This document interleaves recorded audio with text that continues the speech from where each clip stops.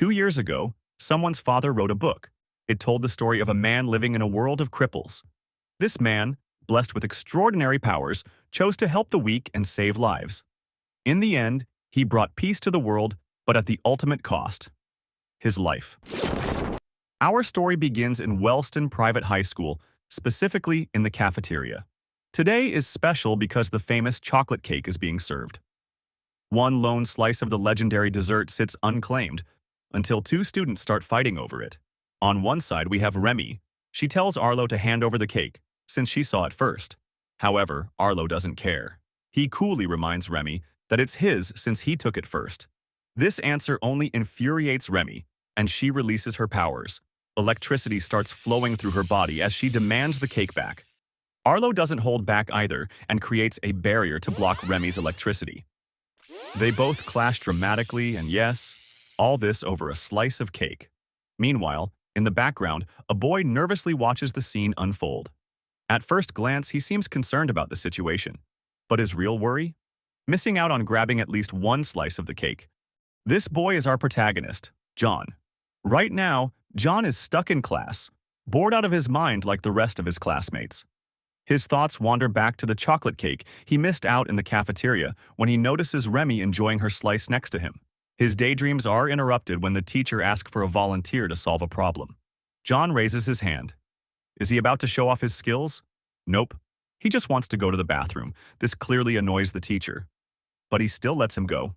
Before leaving, a classmate mocks John, but one piece of chalk thrown by the teacher decides to intervene. Well done, sir. You have my respect. On his way to the bathroom, John starts noticing a soft rumble coming from the other side of the wall. Great is his surprise when he sees a red-haired guy piercing through the structure of the building. Despite the chaos, and with his life at risk, John asks the injured classmate if he's okay. The red-haired guy stands up as though nothing happened, and we can finally see who threw him through the wall. Ison, an orange-haired guy with a not-so-happy expression, is the culprit of this chaos. And what caused this clash? A fight over a pen. First a chocolate cake and now a pen. Why am I not surprised? Despite his injuries, the red-haired guy decides to fight back, charging energy between his hands and releases a powerful beam. At this point, the only thing John can do to preserve his life is run and find another way to the bathroom. Good call, John. Otherwise, the story would have ended right here. John's life might seem very ordinary at first glance, but there's one big problem. In a world where abilities mean everything, he was born without one. John finally escapes the chaos and finds what he thinks is a safe path to the bathroom, or so it seemed. Just outside the bathroom door, he comes across two students. One of them is bullying the other, throwing punches as the victim cowers. John hesitates for a moment, watching the scene unfold. Despite being powerless, he decides to step in before the situation escalates any further. With surprising courage, John pushes the bully back and firmly tells him to keep his hands to himself. The bully freezes, momentarily surprised. But then he looks at John, and his expression shifts completely when he realizes the school cripple was playing to be a hero. The sneer quickly turns into aggression as he lunges at John, ready to remind him of his place. The bully might be fast, but John is even faster.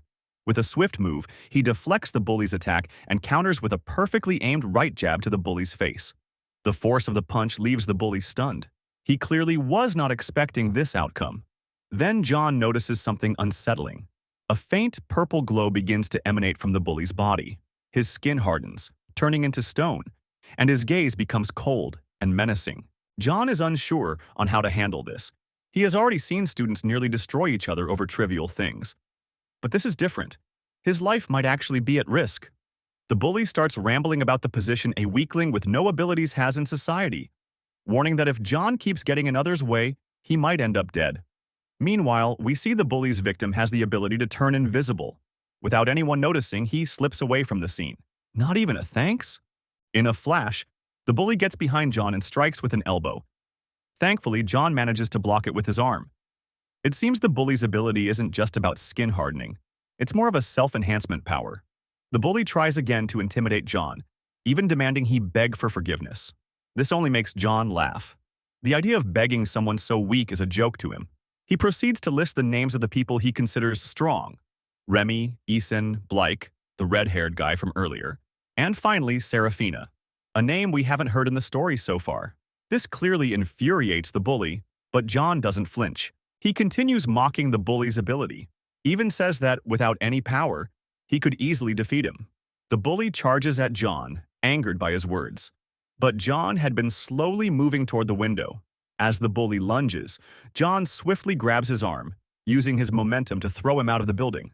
Once everything settles, John returns to his usual self, relieved and surprised that his mind games actually worked. His arm is broken and he'll need to visit the infirmary, but for some reason, that makes him more nervous than his earlier experience. John is now in the infirmary, and by the words of the doctor, he is a regular. Our protagonist looks more nervous than usual after hearing the doctor's words. Understandable. The doctor's attitude is very menacing, and he seems exhausted from dealing with John. At this point, he might even do more harm than good. The doc hands him a medicine to heal his arm. At least he's glad John pissed off only the stone guy and not one of the higher ranks of the school. Otherwise, not even the medicine would save him. John is about to leave, but one hand on his shoulder stops him. He won't go anywhere until the medicine takes effect. Meanwhile, on the rooftop of the school, a purple-haired girl is spending time chatting with someone. Her expression is very stoic until the person on the other side of the conversation asks her for help, which makes her smile slightly. Back in the infirmary, a girl shows up, annoying the doctor, thinking he has more work to do. She calls out to John, and we find out she's the same person from the rooftop earlier. Now, we learn two things. The purple-haired girl's name is Sarah, the same one John mentioned while mocking the stone guy, and she's been texting with John this whole time. John was going to stay at least 3 hours in the infirmary, and he was desperate to have some company.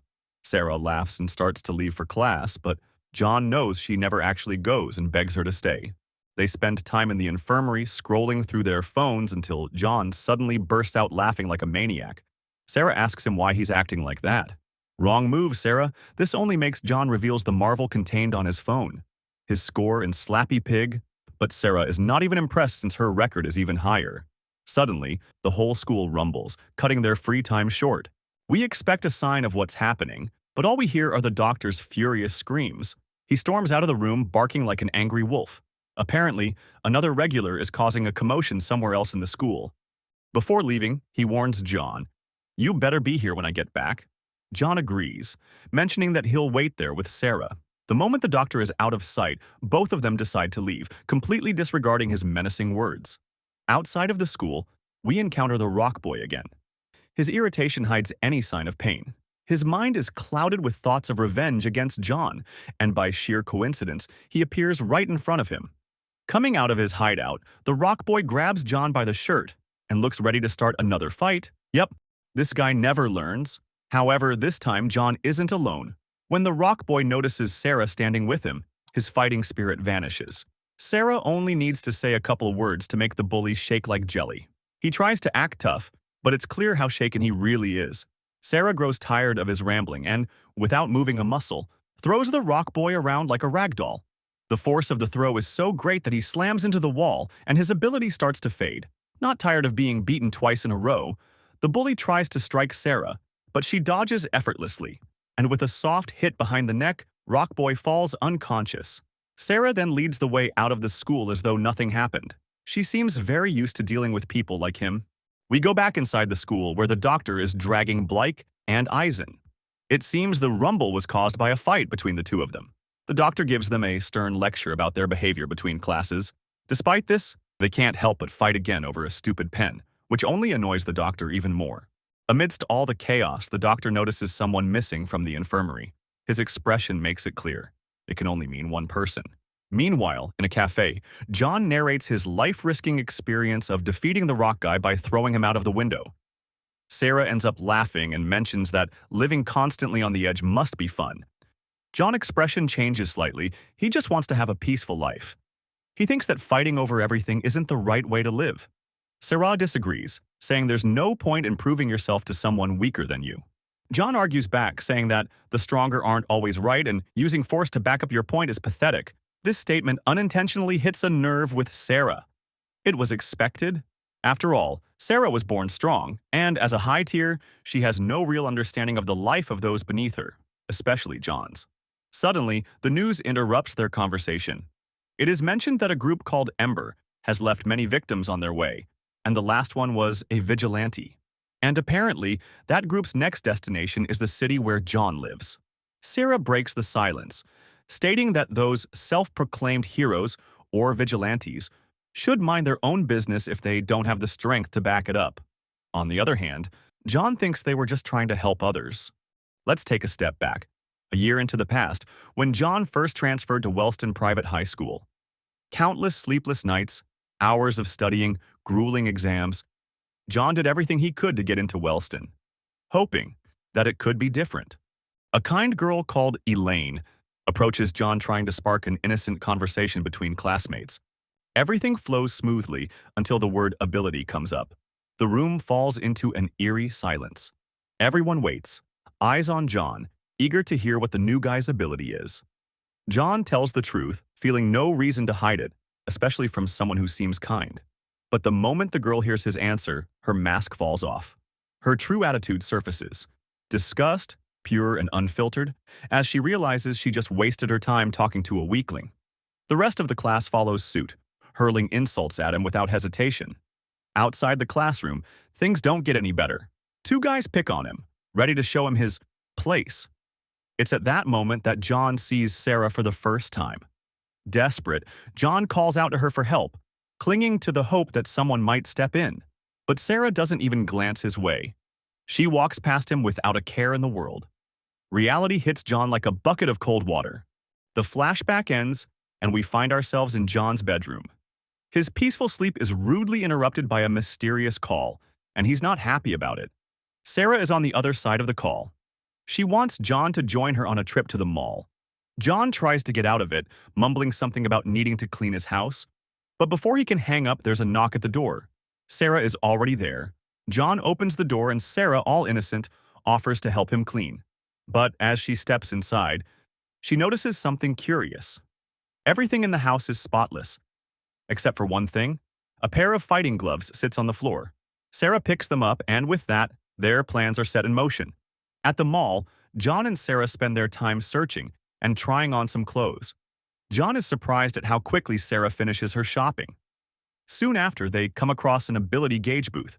For fun, John suggests Sarah to give it a try.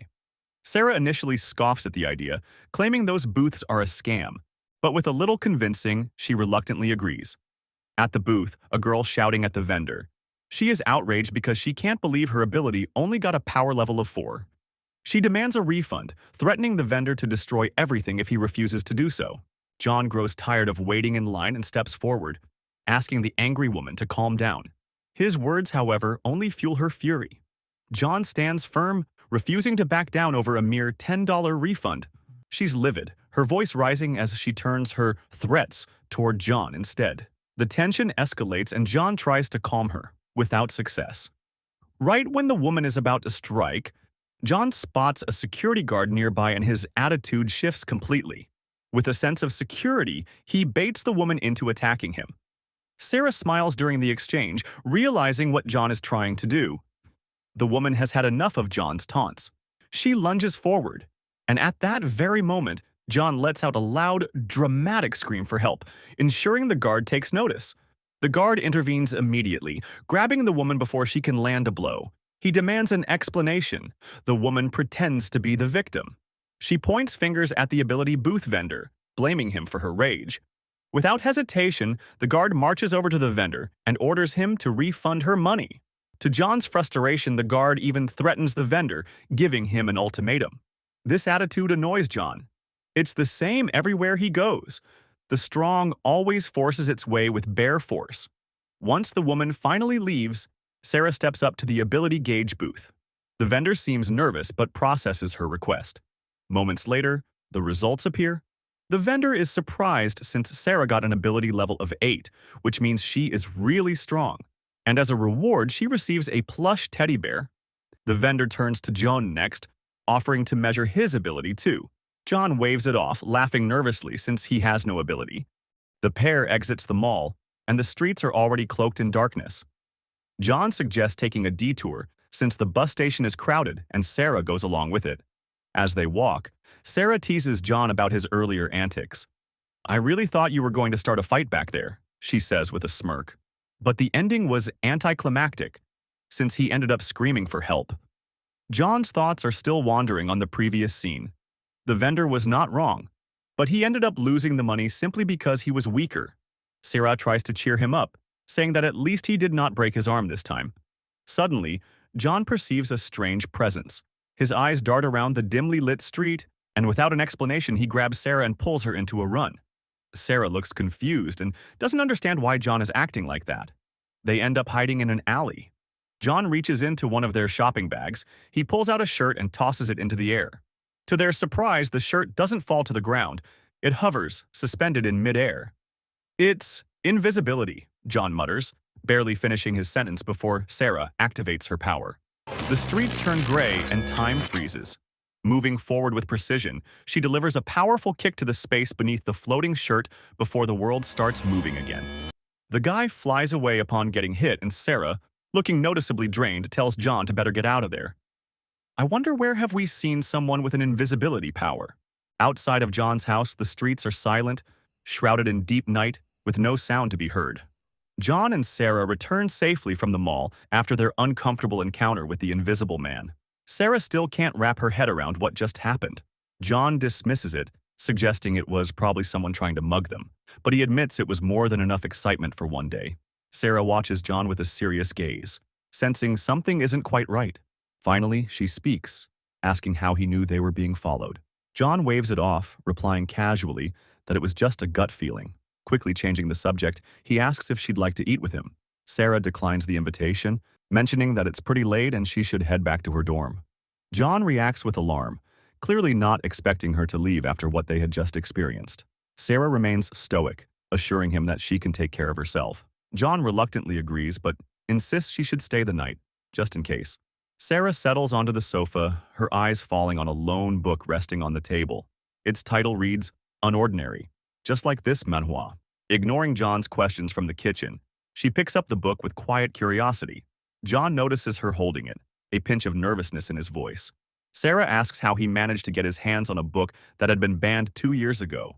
John explains that his father gave him a copy since he had a few spares. Sarah reads the author's name on the cover and is surprised to learn that John's dad is the book's writer. She admits she's been interested in the book for a while, but since the ban, finding a copy has been nearly impossible. Curious, she wonders what made it so controversial that it vanished without a trace. John listens attentively, surprised at her level of interest in the topic. However, his expression darkens when she mentions rumors about the book being cursed, that readers, especially self-proclaimed superheroes, became delusional after reading it. John finally speaks, disagreeing with the notion that those superheroes were delusional. Instead, he argues, they understood the book's message. The world is flawed, and people should use their powers to bring balance and peace instead of serving selfish interests. With a faint smile, Sarah quips that he sounds like a vigilante. John finishes by inviting her to read it herself. Intrigued, Sarah decides to borrow the book. We find ourselves in an unknown location. A green screen displays a map with several marked positions. A mysterious voice asks for confirmation to mark the position of Target 93. Another voice approves the action. I wonder what they're planning. Meanwhile, back at John's house, both Sarah and John are asleep in the living room, but John seems troubled. His sleep is plagued by nightmares. Dark voices taunt him, calling him weak and easy prey. He screams at them to stop, begging to be left alone. Suddenly, the darkness dissipates, and a green-haired girl appears, offering her help. John wakes up abruptly, drenched in sweat and visibly shaken. He stumbles to the bathroom, splashing water on his face in an attempt to calm himself. It was just a dream, he mutters, trying to convince himself. Still restless, he decides to go out for a walk, hoping the cool night air will help clear his mind. He leaves without waking Sarah. His walk takes him to a convenience store, where he buys a few sandwiches. As he eats, the image of the green-haired girl resurfaces in his mind. With a bitter expression, he decides it's best to head back home. At the apartment, Sarah wakes up just as John returns. She notices him entering from the street and immediately asks if he couldn't sleep because of a bad dream. John brushes off her question, casually mentioning that he brought breakfast. Sarah's suspicion grows. John, usually talkative, hasn't said much since he came back. Directly, she asks, "Is everything all right?" John responds with a simple, "It's nothing." Sarah tries again, offering her support, but this time John snaps. He raises his voice, firmly stating that he's fine. That's all Sarah needs to hear. She rises from her seat and calmly tells him he needs some time alone. John tries to salvage the situation, but Sarah collects her shopping bags and leaves without another word, leaving John alone with his clouded thoughts. Outside, Sarah's phone buzzes. She glances at it and sees 37 unread messages waiting for her attention. It seems her phone had been in sleep mode. The scene shifts to the dormitories of Wellston School. A blue-haired girl notices Sarah entering the dorm and immediately approaches her. She looks both angry and worried, clearly upset that Sarah hasn't responded to her messages. Something about this girl feels familiar. The blue-haired girl scolds Sarah sternly for making her worry. What angers her even more, though, is the fact that Sarah was spending time with John. She starts yelling, questioning why someone of Sarah's status would ruin her image by associating with a cripple. Midway through her tirade, Sarah cuts her off. Now we learn that the girl's name is Elaine. Sarah activates her ability, freezing Elaine in place. With a calm but firm tone, Sarah reminds her that her choices and actions are none of Elaine's business. After heading to her room, time resumes, and Elaine collapses to the floor. Still dazed, Elaine receives a phone call asking if Sarah has returned. She confirms, though her frustration is evident. Back in her room, Sarah starts unpacking her shopping bags, including the teddy bear she won with John. Her phone buzzes. It's a message from John. He's apologizing for his behavior earlier and warning her to be cautious with the book. He reminds her it could cause serious trouble if anyone finds out she has it. Curious, Sarah opens the book and notices a handwritten note. Dedicated to my son. Before she can process it further, a sudden knock on the door startles her. She quickly hides the book and opens the door to find a familiar face. Arlo greets her, attempting a compliment, but Sarah quickly sees through his words and dismisses him. Undeterred, Arlo reveals his purpose. He wants Sarah to join him for a turf war since they're short a member. Sarah refuses outright. As she's about to close the door, Arlo stops her by reminding her of her duties as the rightful queen of the school. She glares at him and asks why Remy isn't handling it. Arlo explains that Remy had to step away for a while due to family issues. He continues trying to persuade her, promising that she won't have to lift a finger. He assures her that he and the Jack will handle everything, so there's no need for concern. 6 hours later, we see Sarah, Arlo, Blake, and Elaine on a bullet train, heading toward their turf war. The Wellston team arrives at their destination, a barren, deserted area. Their opponents are 4 ability users from Agwin School. As the Wellston team approaches, the Agwin students notice them. Arlo greets them with his usual smug confidence. However, the king of Agwin interrupts him, pointing out that since Arlo organized the turf war, they shouldn't have arrived late. This remark catches Sarah's attention. She recalls Arlo telling her that Agwin challenged them, not the other way around. Her suspicions grow as the 2 kings step forward to meet in the middle of the arena. The king of Agwin questions why they were challenged, pointing out that Wellston has no reason to provoke them. Arlo smirks and reveals his true intentions. Agwin recently gained a new queen, and he wants to see her in action. The rules of the turf war are announced. It will be a series of one-on-one battles. The king of Agwin turns to Sarah, unfamiliar with her presence, and asks Arlo who she is. Arlo nonchalantly introduces her as a returning veteran named Serafina. Hearing her name, the king of Agwin freezes, vivid memories of the past flooding his mind. He remembers Serafina as the unstoppable force who single-handedly took down his entire team in the past. While the Agwin king is lost in thought, Arlo seizes the moment to officially start the turf war. The Jacks from both schools step forward, ready to begin the first match. Agwin's Jack lunges at Blake with impressive speed. Blake steps back, keeping his distance and launching energy balls to hinder his opponent's movements. Agwin's Jack expertly evades by leaping into the air, aiming to close the gap. As he descends, Blake uses his energy beams to propel himself backward, narrowly avoiding the strike. Amid the debris, Blake fires a powerful energy beam at his rival. Agwin's Jack jumps to avoid the attack, but sustains an injury to his leg in the process. The Agwin king takes notice of the injury, and Blyke, now irritated, presses the advantage.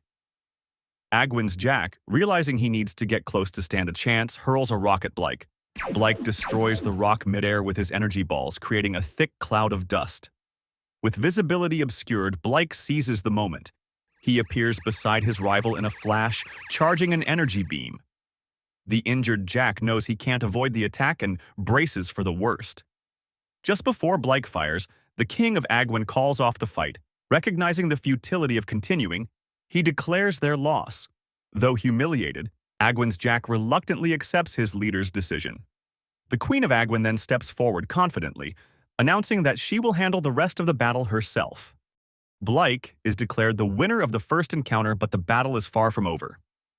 Agwin's queen steps forward, ready for the next match.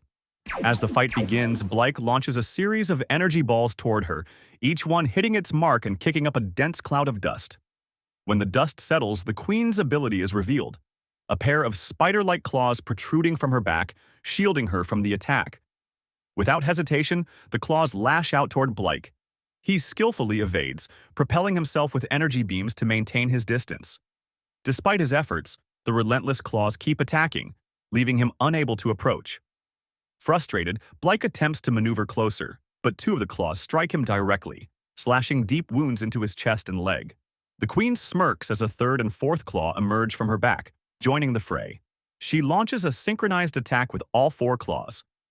Blyke narrowly evades, using a burst of energy to propel himself away. Finally, he closes the gap and prepares to counterattack. But just as he's about to unleash his power, a fifth claw pierces his side, halting his momentum. The queen uses her claws to hurl Blyke across the battlefield, sending him tumbling to the ground. From the sidelines, Sarah glances at Arlo, wondering why he hasn't stopped the fight yet. Blyke struggles to his feet. Despite his injuries, he tries to act tough and asks the girl, how many claws does she actually have? The queen dismisses his question with a bored expression and mentions that he probably won't be called back by his team until he gets knocked down. Growing impatient, the queen decides to end it. With all 5 claws, she launches a final, devastating attack. Just as the claws are about to strike, Sarah steps in and stops the fight. She declares the match over, handing the victory to Agwin School. Sarah turns to Elaine, instructing her to tend to Blyke's injuries. She's been absent from turf wars for only 1 semester, and she can't believe Arlo has been managing them this way. She moves to step into the next battle, but Arlo blocks her path. With a confident smirk, he says, Blyke and I are going to take care of this. Just sit back and watch. Agwin's king congratulates the queen but warns her not to let her guard down. He reminds her that Wellston is ranked #1 in turf wars, having never lost a fight. Agwin's queen tells him not to worry, saying she won't play anymore. The next match begins, this time between Wellston's king and Agwin's queen. The girl releases her 8 spider claws at once, launching them at Arlo. He remains still, creating a barrier to block the attack. The queen notices Arlo's strategy and decides to change her tactics. Using 4 of her claws, she leaps into the air, searching for a weak point before attacking again. Arlo blocks her effortlessly, not even breaking a sweat. The queen begins to notice cuts appearing all over her body. Arlo's barriers seem to deflect damage. She tries to increase the distance, launching more attacks, but Arlo steadily walks toward her, blocking every move. The injuries on her body continue to multiply, and she starts retreating. As she tries to back away, she discovers a barrier blocking her path. Arlo creates a cage-like barrier around her, trapping the queen like a spider in a glass. Every attempt she makes to escape results in more cuts. Arlo steps into the barrier, and she attacks again, but her claws are immediately blocked. Desperation takes over as she struggles to find a way to defeat him. Standing directly in front of her, Arlo calls her a disappointment. He mocks her, saying he'd heard so many good things about her but sees nothing special. Enraged, Agwin's queen tries to slap him, but she misses. Arlo grabs her hand and begins choking her. Agwin's king calls out to his queen, admitting defeat in the match. However, Arlo doesn't release her and continues mocking her attacks as weak. Agwin's king grows desperate, pleading for Arlo to stop, but he doesn't. Unable to watch any longer, Agwin's Jack rushes at Arlo, only to be immediately stopped by another barrier and end up full of scars. Arlo smiles at Agwin's king, knowing there's nothing they can do to save their teammate. But then, Sarah steps in and commands Arlo to stop. Arlo gazes at Sarah, thinking he won't take orders from someone who just returned to action. He tightens his grip on Agwin's queen. Sarah has seen enough. She activates her power. Elaine notices and tries to stop her, but time freezes before she can finish. Sarah rushes toward Arlo's barrier. With a powerful punch, she pierces through it. The attack reflects back, causing cuts to appear all over her arm. However, Sarah has another technique. She rewinds time, and her arm heals instantly. Arlo feels the pain from his barrier being pierced and releases Agwin's queen. Furious, he yells at Sarah, demanding to know what she was thinking, attacking her own teammate. Agwin's king lets out a soft laugh. He's never seen members of the same team fight each other. Sarah approaches Agwin's king and gives him two options. He can forfeit and accept his loss, or he can continue fighting, with her as his opponent. Agwin's king knows there's no point in continuing. He concedes defeat. On the way back to Wellston dorms, Elaine tends to Arlo, healing the damage caused by Sarah. Arlo asks Elaine why Serafina has been acting so strangely. Elaine admits she doesn't know. Nothing she says seems to get through to her anymore. Frustrated, Arlo asks what the point is of having Sarah as her roommate if she can't keep an eye on her. Elaine finally speaks. It's all because of John, she says. She explains that Serafina used to focus on being perfect until she started hanging out with John. Now, Sarah is completely different from the person everyone once idolized. Elaine adds that Sarah even stayed at John's place last night, which intrigues Arlo. He tells Elaine to keep a close eye on Sarah and report anything suspicious. As for John, Arlo plans to deal with him personally. John walks down the street when the news catches his attention. Another victim has been found, marked with the Ember logo.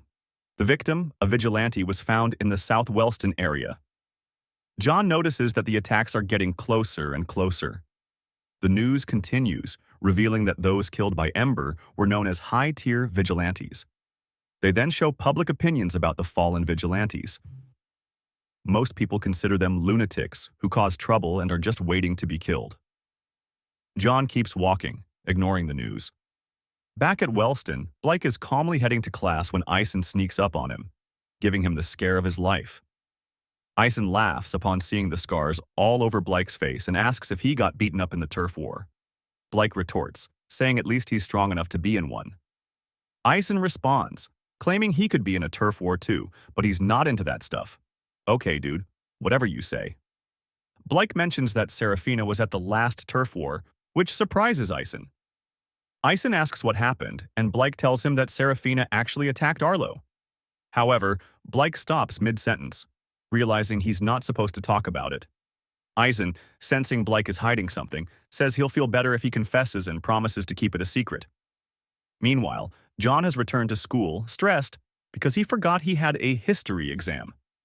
He bumps into Arlo in the aisle, still distracted. John apologizes, apparently unaware that Arlo is the king of Wellston. Arlo's classmate grabs John, demanding a proper apology. John, confused, wonders what the guy wants from him. Maybe he wants an apology too. He asks to be let go, explaining he has a test in 10 minutes. Arlo intervenes, telling his classmate to let John go. Arlo wishes John good luck on his exam, and John hurries off. Why do I feel like Arlo is about to do something? Arlo's classmate reminds him that John is the cripple Arlo was looking for. However, Arlo simply asks if his classmate noticed anything odd about John, to which the classmate denies. Arlo continues, asking what he would do if he were a weakling and bumped into the king. The classmate responds that, of course, he would be careful to avoid getting beaten up. Arlo thinks exactly the same. However, when John bumped into him, there was no sign of fear in his eyes. This attitude sparks a sense of curiosity in Arlo towards John. Meanwhile, on the school's rooftop, Sarah sits playing a game on her phone. Upon reading the word perfect, we dive into her memories. For as long as she can remember, she was taught to be perfect. Phrases like, "You are not like the others," "You were born gifted," and "You will rise above your peers" were constantly drilled into her. She had to be stronger and smarter than everyone else. She had to be perfect. But when perfection becomes an expectation, it's no longer an achievement. Sarah stopped living for herself. Her only role was to be perfect. We return to John and Sarah's first encounter. John, backed up against a wall, listens to his two bullies lecture him about hierarchy in Wellston until he notices Sarah. In his desperation, John calls out to her for help. The bullies laugh at him for not understanding his place. A weakling like him should never speak to the queen. One of the bullies gets frustrated by John's defiance and throws a punch. However, John manages to dodge it. At that moment, needles fired by the other bullies start hitting John. Sarah watches the scene unfold, and even she thinks two bullies against a cripple is overkill. Despite being a cripple, John avoids the bullies' punches and manages to land a knee to his stomach. John then uses the other bully's surprise to charge at him. He grabs him and tries to apply a hold, thinking he has a hostage to stop the other bully. But the other bully doesn't care and charges at John again. John, realizing his strategy failed, pushes his hostage toward the other bully and makes a run for it. As he's about to leave, John and Sarah lock eyes. John thanks her for not lifting a finger. Sarah is lost in her thoughts, still remembering the encounter with the cripple. The teacher calls her to collect her test, snapping her back into reality. A perfect score, as always. Her classmates voice their opinions aloud, saying that everything is too easy for her. However, they don't know that Sarah worked hard to be in this position. She walks down the aisle, hearing the expectations of other students, but they fall silent the moment they see her. In another aisle, two students mention that today they're serving the famous chocolate cake, and John can't wait to have a taste of it. In the cafeteria, John happily walks with a slice of chocolate cake in his hands. However, someone calls out to him. When he turns around, he sees Sarah again, but this time she's asking him to give her the slice of cake. John immediately refuses to follow the order. He doesn't care if she's the queen or whatever. He earned that slice and it belongs to him. Sarah extends her hand, her voice sharp as she threatens John, telling him not to make her repeat herself. John feels the weight of her presence. Nervously, he moves the cake toward her hand, but in his shaking state, he ends up dropping the cake. Sarah freezes for a second, trying to process what just happened. Her fury begins to boil, and she loses awareness of her surroundings. In a flash, she activates her powers and strikes John, sending him flying into a wall. She approaches him and gets down to his level. Snapping, she yells at him, complaining about how a cripple dares to humiliate her, someone who works hard every day. Her frustration keeps building. She slaps John, trying to understand how someone so weak acts as though he owns the place without understanding his position. At the end, it's not about the cake. She's angry because someone like John has more freedom than her. We return to the present, where Sarah is chatting with John about his failed exam. Serafina leaves the rooftop and hears the rumors about her fight with Arlo during the last turf war. It seems that Ison can't keep his mouth shut. Sarah continues to hear comments about her lack of respect for the rules and her appearance. But when the students notice her, the whole aisle falls into silence, and a smile creeps onto her face. For the first time, she feels truly happy, finally free from everyone's expectations. We are now at John's place. It seems that John was working out until somebody calls him. It ends up being his dad. Upon answering the call, his dad asks him how everything is going. You know, dad stuff. However, he also warns him to be careful since a group called Amber is causing trouble around his area. His dad really means it and tells John not to do anything stupid. I wonder what he means by that. The call ends faster than expected since John's dad's editor is calling him. At the Wellston dormitories, we see Sarah reading Unordinary, the book John lent her. She closes it and leaves it on the bed before heading out for a walk. When she's about to leave, she meets Elaine. Elaine cheerfully offers her a glass of orange juice made with fruit from her family's farm. Sarah accepts the offer, but says she'll have it later since she's about to leave. Sarah walks down the street thinking about the book's contents. It's a story about a man who protects a world full of cripples. How did someone come up with that premise? She wonders. She thinks John's father wrote the book to share his idea of a world where John could stand as everyone's equal. She recognizes that many people agree with that vision. That's why so many self-proclaimed heroes appeared, trying to emulate the hero of the book. It's no surprise the authorities banned the book since it goes against the structure of the current society. They feared how it inspired many high tiers to take action after reading it. But the world of the book and the real world share something in common. Only strong people have the power to influence reality. Back in Sarah's bedroom, we see Elaine leaving a glass of orange juice on Sarah's desk. As she turns to leave, she notices the book resting on the bed. Sarah returns from her walk and notices the orange juice on her table. She also notices the book on her bed and realizes she really messed up. On the other side of the bedroom, Elaine is researching the book.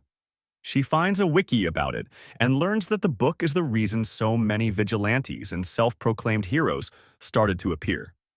She continues her research and discovers several news articles about those superheroes being murdered. She gets frustrated because she doesn't know what to do and is scared that Serafina wants to become a vigilante. Elaine decides to call Arlo. Arlo picks up the phone, and Elaine tells him that Serafina is in big trouble. She explains that Sarah has a book called Unordinary and insists it can only mean bad news. Arlo tells her to calm down and stay focused. For now, he says it's better if no one else finds out about this. Back on the rooftop, John is talking to Sarah about his report card. From his attitude, we can infer that he failed almost everything. Sarah tells him not to freak out since there's nothing he can do about it. She then uses the moment to tell John that she cannot give him back the book. John immediately guesses that it must be because Elaine found it. From Sarah's expression, John realizes he's right. He reprimands her for being so careless and reminds her that, even with her ability, she can't rewind this mistake. John asks her what her plan is, and she replies that she'll keep the book for a while so no one can trace it back to him. Sarah tells John not to worry. Since she's the school's ace, she believes they will be lenient with her. John then asks her what she thought about the book. Sarah tells him that its content was absurd. However, she admits that some points are not fully clear to her and asks John for help. John starts by saying that he admires the hero of Unordinary because he listened to others and saw value in everyone. He continues, explaining that the core idea is that even the weakest people can have amazing ideas and they should be protected. With a proud light in his eyes, he says that if he were qualified, he would join the people trying to make that vision a reality. Sarah gazes at him and apologizes for the book, saying she didn't know it meant so much to him. John tells her it's okay since he has read it many times and needed a break from it anyway. In the library of the school, we find Blake reading a book. Everything is quiet until someone drops a mountain of books on the table. It's Remy, and she's upset about the number of exams she has to take at the end of the quarter. Blake is surprised. He didn't know Remy came back last night. Remy asks Blake to tell her if anything interesting happened last week. Blake mentions that they won a turf war, and he also adds that Sarah even substituted her as the queen. Blake is about to share something only royals should know. However, Remy interrupts him, saying everyone already knows that Sarah kicked Arlo's butt in the turf war. Remy is relieved that those two finally fought it out. However, she knows it's none of her business, despite Blake saying otherwise. Remy understands that her position as the queen is only because Sarah doesn't want it. She's aware that her level is far below theirs, and trying to stop them would probably get her killed. Blake then asks Remy why she left so suddenly. Remy's attitude changes and pain fills her eyes. She finally reveals she attended a funeral. Her brother was murdered. Meanwhile, we see John in his classroom. He looks really thoughtful. He starts remembering some kids laughing in front of him. A younger John, beaten and bruised, glares at them with fury. A hand extends toward him, offering help. It's the green-haired girl again. Suddenly, the teacher's voice snaps John back to reality. He stands up and collects his grade report, and it's not as bad as he was expecting. Elsewhere, Arlo is walking down one of the school aisles. He's surprised that Sarah managed to get a copy of Unordinary. He wonders if her recent behavior is influenced by the book. Suddenly, John bumps into Arlo, scattering all his papers. Arlo bends down to help him collect them, and the people around start murmuring. But when Arlo raises his voice, everyone goes silent. As Arlo leaves, he tells John to be more careful next time. However, his expression changes as he leaves, revealing that he's actually planning something. Now we find Arlo and Eason in an empty classroom.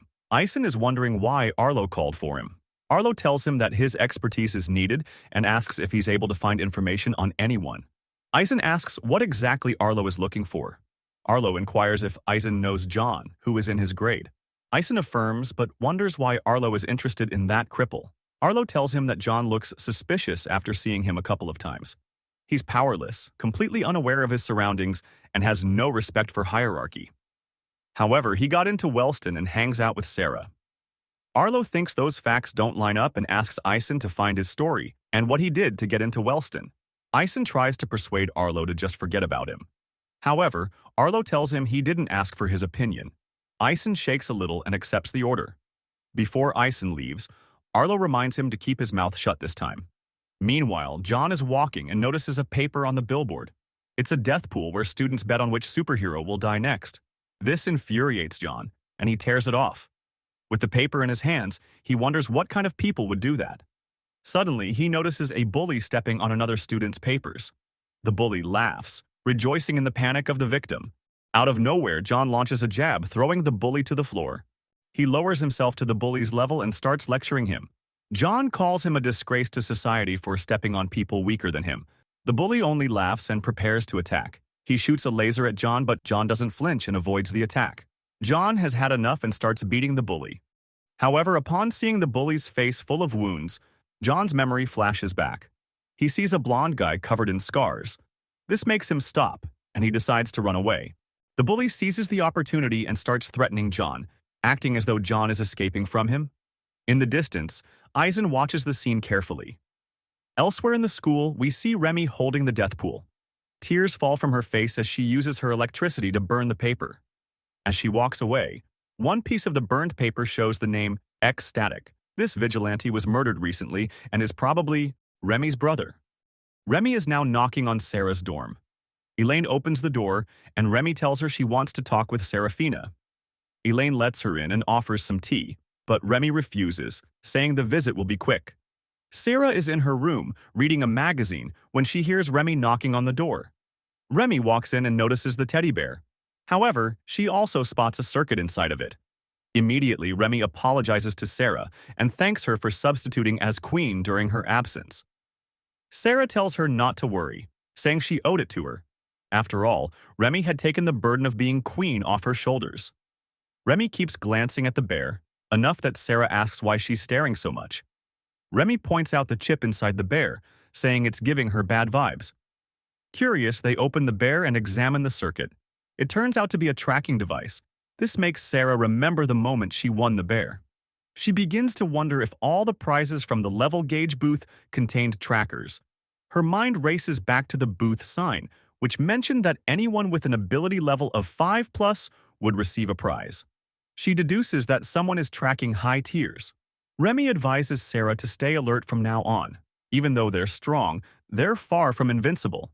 Meanwhile, back at school, Ison is trying to process all the information he's gathered about John so far. He's spoken with bullies who had encounters with him, including Rockboy, and the pair who gave John his welcome to Wellston. He even tried asking the school doctor, but apparently the doctor didn't know any John. All the information points to John being just a typical cripple. Yet Ison can't shake what he saw during the confrontation with the bully. John didn't act like a typical cripple in a fight. He showed confidence. Frustrated by the lack of answers, Ison decides to talk directly to John. John is surprised to see Ison talking to a cripple like him. Ison mentions that the school newspaper wants to write an article about the life of a cripple and needs John's input to make it accurate. John shrugs and accepts, but says maybe later. His class is about to start. Ison, thinking John is joking, presses on, saying that the interview can't wait. Ison takes John into a classroom and invites him to take a seat. John emphasizes that he was practically dragged there against his will. Ignoring the comment, Ison insists he sit. Ison explains that he's writing the article to bring attention to the struggles of low tiers and urges John to speak with full honesty, holding nothing back. John is surprised and happy at the comment, unaware of Ison's true intentions. The interview begins with Ison asking where John is from. John replies, New Boston, surprising Ison since it's quite far from the school. Ison then asks if that's where he went before transferring, but John corrects him, saying he was homeschooled and Wellston is his first real school. So, what made you switch? Ison asks. John explains that he was curious to see what a real school was like, but his dad had been a bit protective of him, which delayed his chance until now. Ison continues, asking how his experience at the school has been so far. John responds that it's been pretty bad, to say the least. When prompted to elaborate, John states that low tiers have no rights and must stay alert at all times since everywhere is a danger zone. John is surprised by how much Eisen is writing but doesn't realize that Eisen is actually doodling a silly scene of himself defeating Blake and impressing Remy.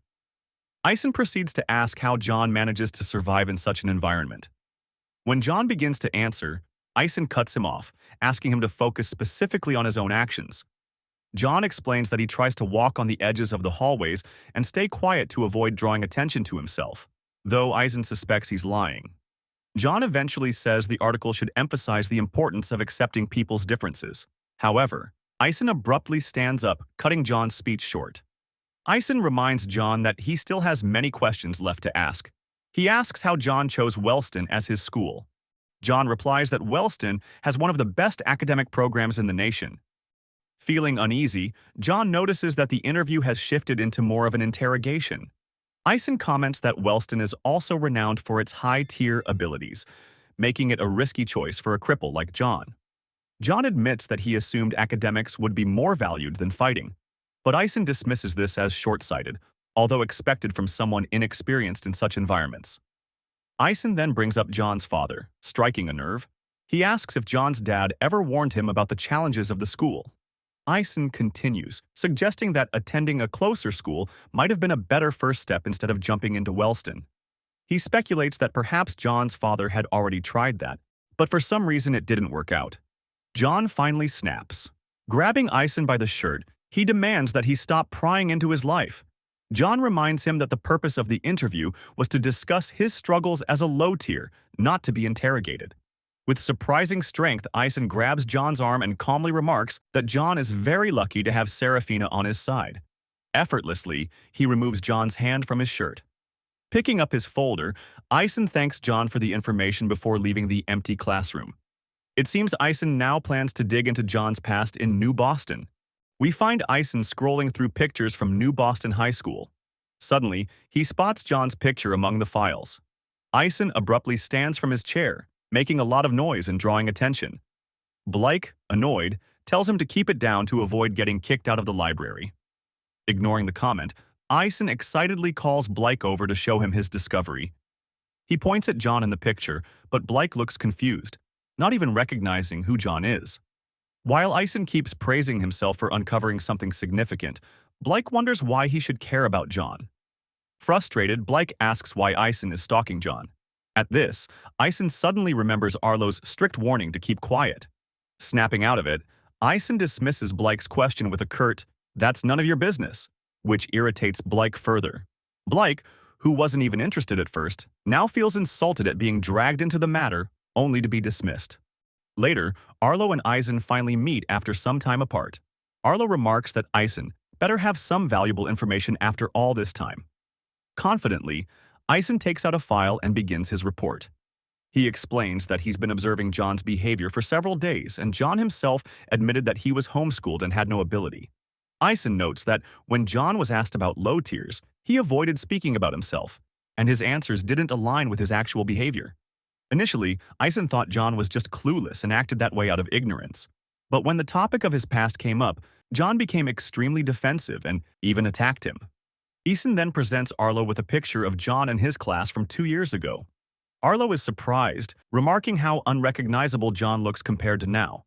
Eisen continues, pointing out that John doesn't care if he bumps into someone and talks to high tiers without hesitation. He adds that if it weren't for John's claim of being a cripple, he would assume John had some kind of ability. Arlo listens intently, then surprises Eisen by tearing up the file he had just handed over. When Eisen offers to continue researching, Arlo stops him saying that he's done enough, and from that point he'll take care of John. Meanwhile, back at the Wellston dormitories, Elaine is doing some homework when her phone buzzes. She checks it and finds a new message from Arlo. Elaine seems happy as she picks up her phone, likely feeling something for Arlo. However, her expression darkens when Arlo asks her to inform the headmaster about what she found regarding Serafina. Later, over the school speaker, Sarah is called to the headmaster's office. Elaine waits outside the office, worried about what she's just done. Suddenly, the door opens, and Sarah appears, surprising Elaine. Sarah looks at her, but Elaine quickly avoids her gaze, feeling ashamed. Inside the office, Sarah is greeted by the headmaster, who invites her to sit. He asks her to relax, noting that even he's starting to feel nervous. Next, he introduces a woman present on behalf of the authorities. The headmaster tells Sarah that the woman is there to ask her a few simple questions. The interrogation begins, with the woman stressing that Sarah must be completely honest since any lie will be detected and could result in her expulsion from Wellston. The woman asks if Sarah has a book called Unordinary, to which Sarah replies affirmatively. "How long have you had the book?" the woman asks. Sarah answers that it's been about 12 days. Things begin to feel more serious as the woman asks how Sarah got the book. Sarah becomes nervous, not wanting to involve John. She starts analyzing the woman's power, and from her expression, she deduces that it must only be a lie detection ability, so her thoughts are safe. The woman, growing impatient, demands an answer. Sarah finally speaks, explaining that after leaving the mall, she felt like she was being followed by an invisible entity. After confronting it, she ran off with all her might. When she returned to her dormitory, the book was already in one of her shopping bags. The woman has been using her power while Sarah spoke and didn't detect any lies. She continues, asking if Sarah was with anyone when the incident happened. This question shakes Sarah once again. Before she can answer, the headmaster intervenes, stating that they should focus only on asking relevant questions, as their students' time is valuable. The woman presses on, asking where the book is now. Sarah responds that she destroyed it. "Did you read it?" the woman asks. Sarah answers yes. Finally, the woman asks what Sarah thought of the contents of the book. Sarah replies, saying that the message of the book was absurd. The woman seems relieved upon hearing that. She tells Sarah she can leave since she still needs to talk with the headmaster. Meanwhile, John is in class when his phone buzzes. It's a message from Sarah, asking him to meet her at the school gates. John rushes out and meets Sarah, who's carrying luggage. She explains that she was ratted out by Elaine and will have to leave the school for a month, heading back home. It seems the authorities were worried about the recent deaths of high tiers and wanted to ensure the book hadn't influenced her in any way. Sarah adds that John shouldn't worry because she managed to hide any trace of him from the lie detection woman.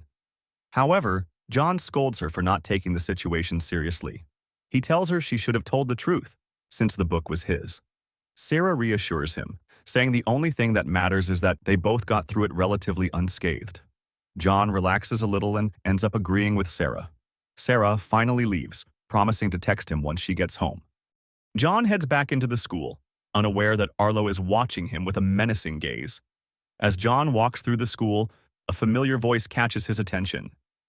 It's Rockboy again, still angry about their last encounter and eager to finish what he started with John. "Dude, you should really go to therapy or something." John rushes off, shouting that he's been mistaken for someone else. Rockboy chases him at full speed, while John tells him he shouldn't keep dwelling on the past and should just move on with his life. But John doesn't notice where he's heading, and soon finds himself at a dead end. Rockboy takes advantage of this, launching a powerful kick toward him. John manages to evade the kick, using the opportunity to push the bully and send him crashing to the ground. To make sure Rockboy stays down, John throws his notebooks at him before running off.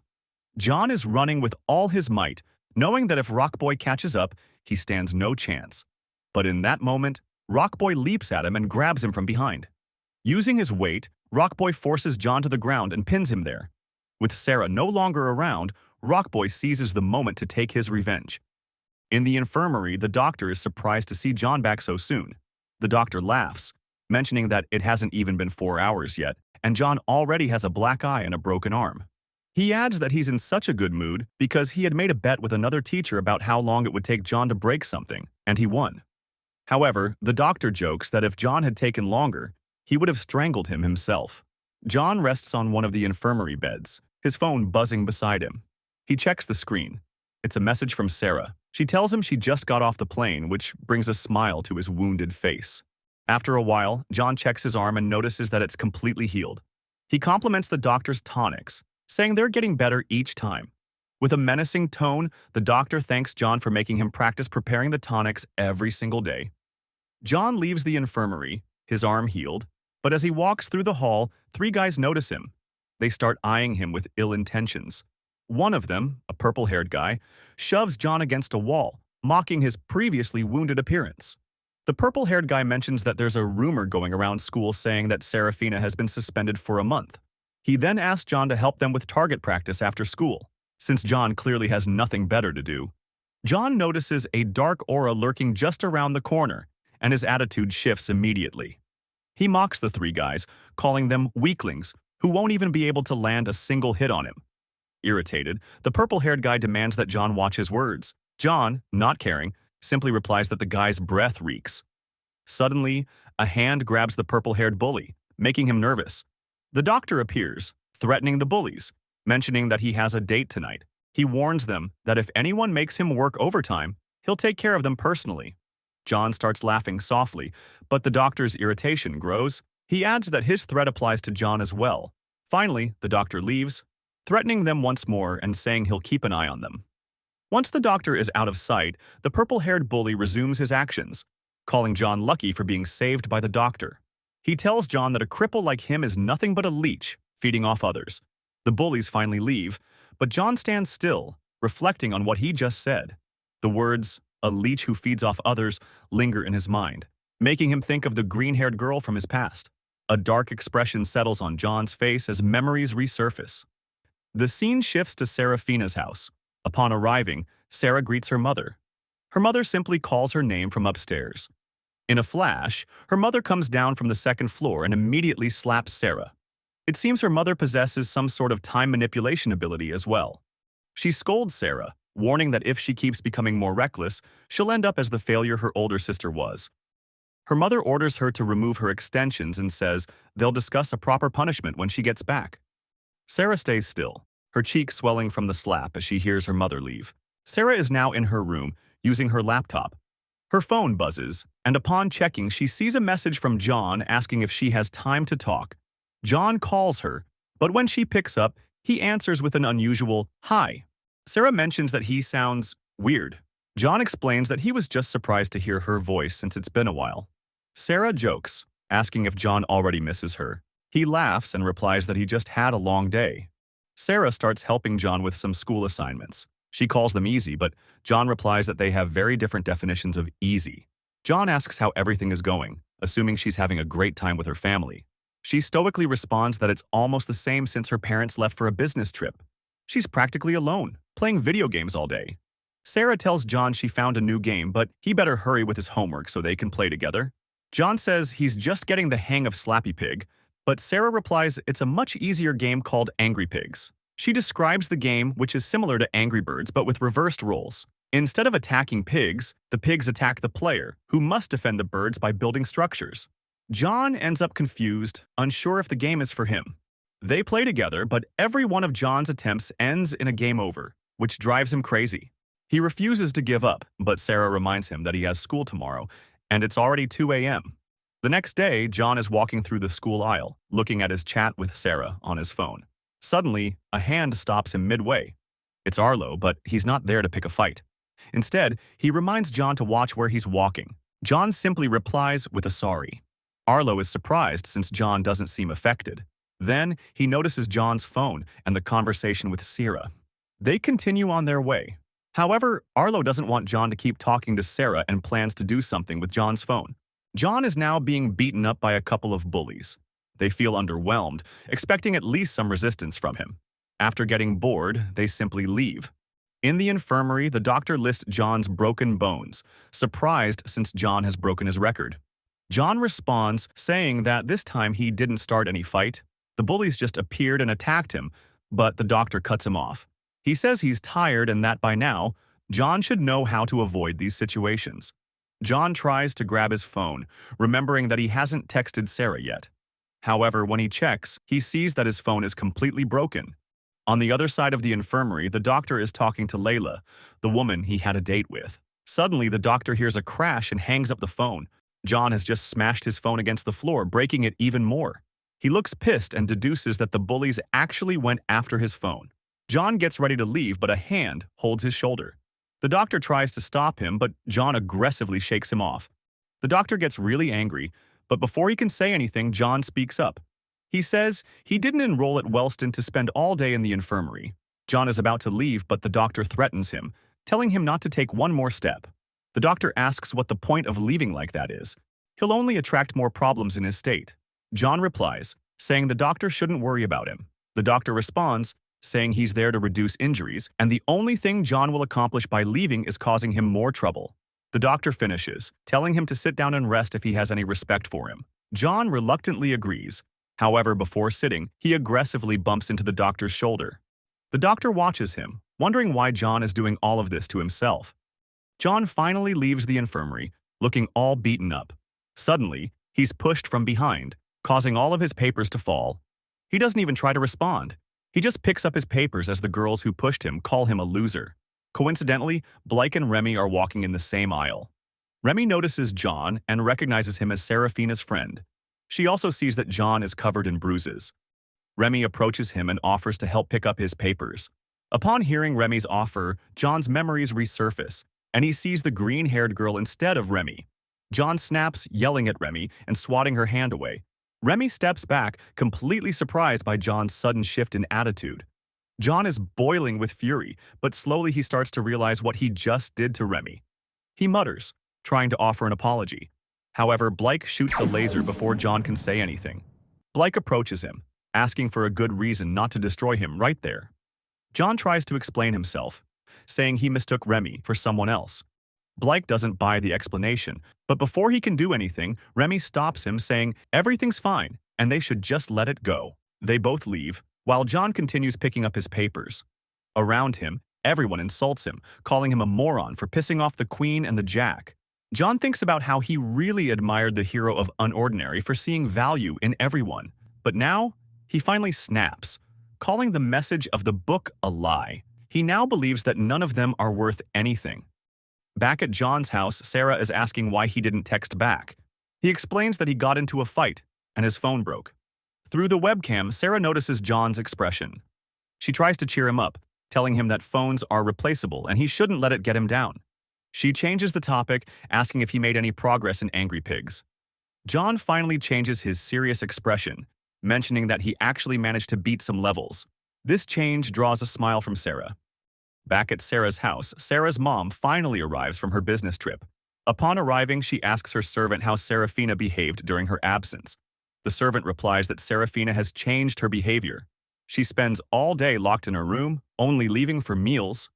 The servant adds that she probably spends her time either playing video games or chatting with boys. Sarah is in her room, checking her laptop. She's having connection issues with a video game. She leaves her laptop and stands up to check if there's any problem with the router. But upon opening her door, she meets her mom outside. Her mom asks her to give her the phone and scolds her for wasting her time socializing and playing video games. She adds that Sarah is starting to behave like the disgrace of her sister. Sarah replies, mentioning that Layla never did anything wrong. That's the same name as the doctor's partner. Sarah's mom asks for the phone once more, and Sarah reluctantly obeys. Her mom finishes by saying that she turned off the Wi-Fi so Sarah could spend time thinking about her behavior without distractions. This annoys Sarah, since now she won't be able to talk with John. Back at John's house, he arrives tired and full of bruises from school. He immediately turns on his laptop, but notices that Sarah is offline. He decides to play some more Angry Pigs while he waits for Sarah. After a few failed attempts at the game, he notices that Sarah is still offline and wonders where she could be. At Wellston School, John is walking with his lunch on a tray. Suddenly, a bully calls him from behind, ready to make him lose all his food. John doesn't flinch and responds with an elbow to the bully's face. The bully looks defeated, his eyes starting to well up with tears, his nose probably broken. John glances at him with a stern expression, saying that he's not in the mood for his crap. John goes upstairs, leaving the bully on the floor. Upon opening the rooftop door, he notices that he's not alone. Arlo is standing there, likely waiting for John. John asks him what he's doing on the rooftop. Arlo glances at John's expression and notices that it's the same one from the picture Ison gave him from 2 years ago. Arlo replies, saying that he should be the one asking John the same thing. After all, the rooftop is an area only for royals, not commoners like him. John ignores his explanation, remarking that this is where he eats his lunch. He moves forward, ignoring Arlo's presence, and sits next to him. Arlo pretends to act patient, saying that John probably didn't hear him. However, John remarks again that that's where he sits. Arlo starts getting pissed at John's behavior and asks him if he's not afraid. John replies, mentioning that he sees no reason to be afraid. Arlo only laughs, mentioning that he could kick his ass in an instant. John agrees with Arlo but knows that he won't do anything. Curious, Arlo asks why he thinks that, to which John responds that only pathetic low tiers would go after a cripple. John adds that a king wouldn't gain anything from the encounter, but Arlo cuts him off with a single word: satisfaction. John proceeds to explain that there's no satisfaction in beating people much weaker than you. Arlo is surprised. How would someone like John know about that, unless he had some experience? Arlo bends down to get to John's level and tells him that there's someone completely useless, yet he talks back to him and dares to walk and sit in his place. He asks John, face to face, if you were king, what would you do about someone who's really ticking you off? John answers, saying that he should be grateful, surprising Arlo. He continues, saying that Arlo must be doing a great job since there's only one person he cannot keep in line. After all, a king is nothing if his subjects refuse to follow him. John stands after finishing his food and leaves. Arlo stays there, confused because he had no idea what John was talking about. Arlo thinks that only people who have stood at the top have that kind of confidence. He's now intrigued by the kind of person John was at his previous school. Back at Serafina's house, she's resting, lying on the bed until one servant approaches her. The servant tells her that the break is over and she has to return to her duties. Sarah sits on the bed and asks the servant what the book mountain is for. The servant answers that Sarah's parents want her to read through all of them and write a report by the end of the day. Sarah is annoyed, replying that she did the same thing last night. However, there's nothing the servant can do since those are the orders from Sarah's parents.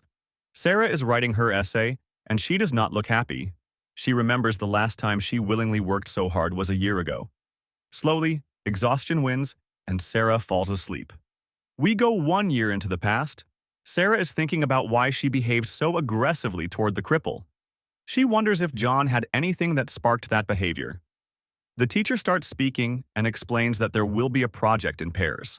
Suddenly, the door of the classroom opens loudly, cutting off the teacher's speech. John apologizes and shows the teacher proof that he was in the infirmary. John approaches his seat, throwing an angry gaze towards Sarah. The teacher continues, explaining that each pair will have to make a presentation for each of the 3 books they will read. The teacher starts forming the pairs, and in an unexpected turn of events, she pairs John and Serafina together. This surprises them, but not in a good way.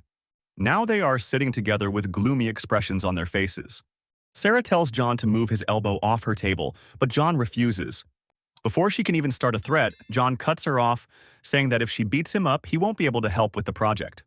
Sarah corrects him, mentioning that he won't touch the project. She continues, explaining that she will do the entire thing by herself, and at the end, she will give John some note cards for the presentation. John refuses to follow the plan. He argues that he went all the way to Wellston to learn.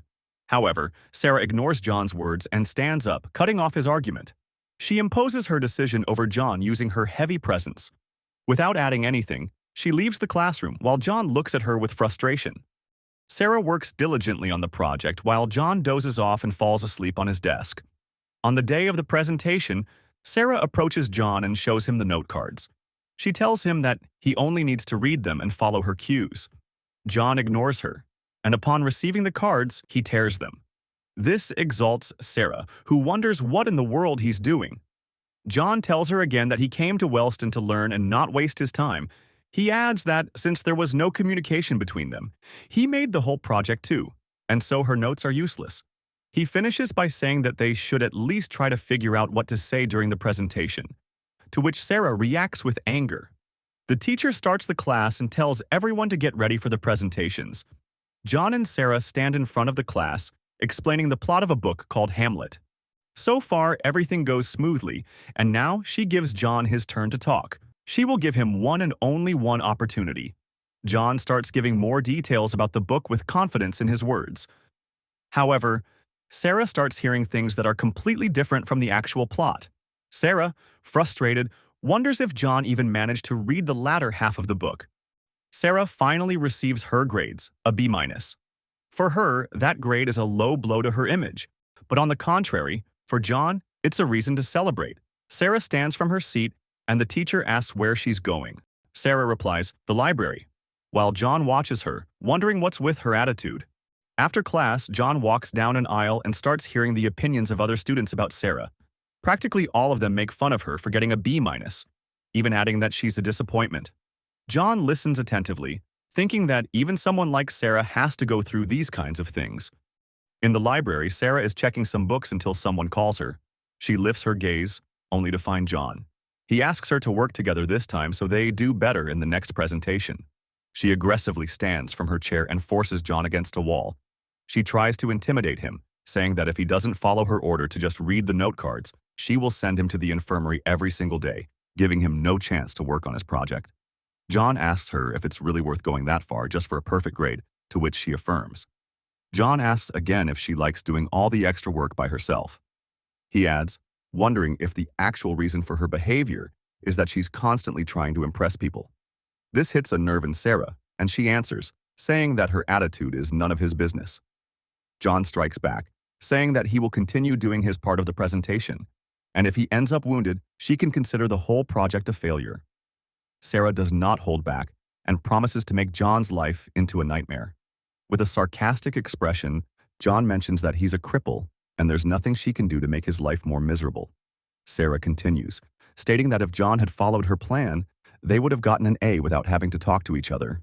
She's still furious, seeking an explanation for why he doesn't listen to what she says. "Because I don't want to," John replies, surprising Sarah. He adds that others' opinions mean nothing to him, even as a cripple. That is because before going to Wellston, John had already decided that he would live his life the way he wants.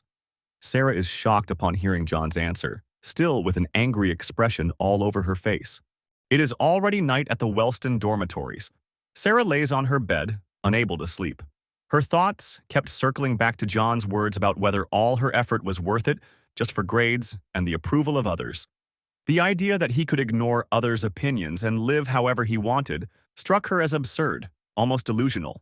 The next day, Sarah went to the library to pick up some books. When she reached her usual table, she found John sitting there, working. Annoyed, she asked him why he was there, and he replied that he was working on the project.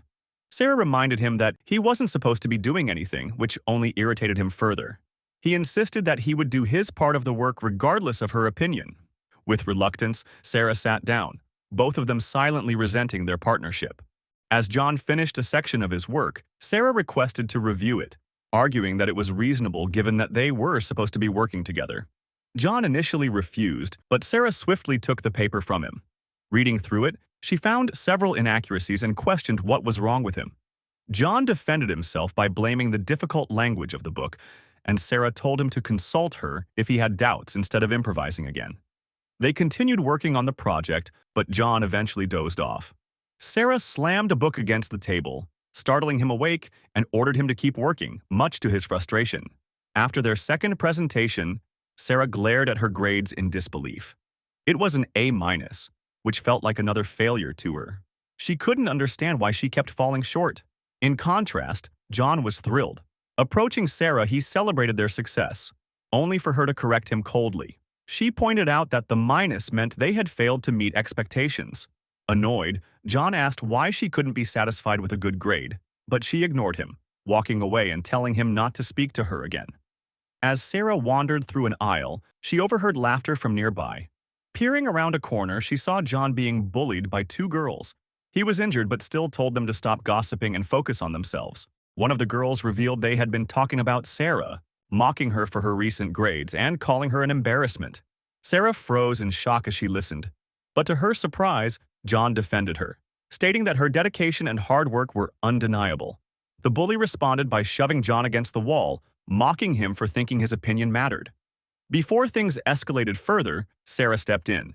She grabbed the bully's face and slammed it against the wall, leaving John stunned. Holding the bully in place, Sarah turned her attention to the second girl, who immediately began to tremble. Terrified, the girl fled, abandoning her partner.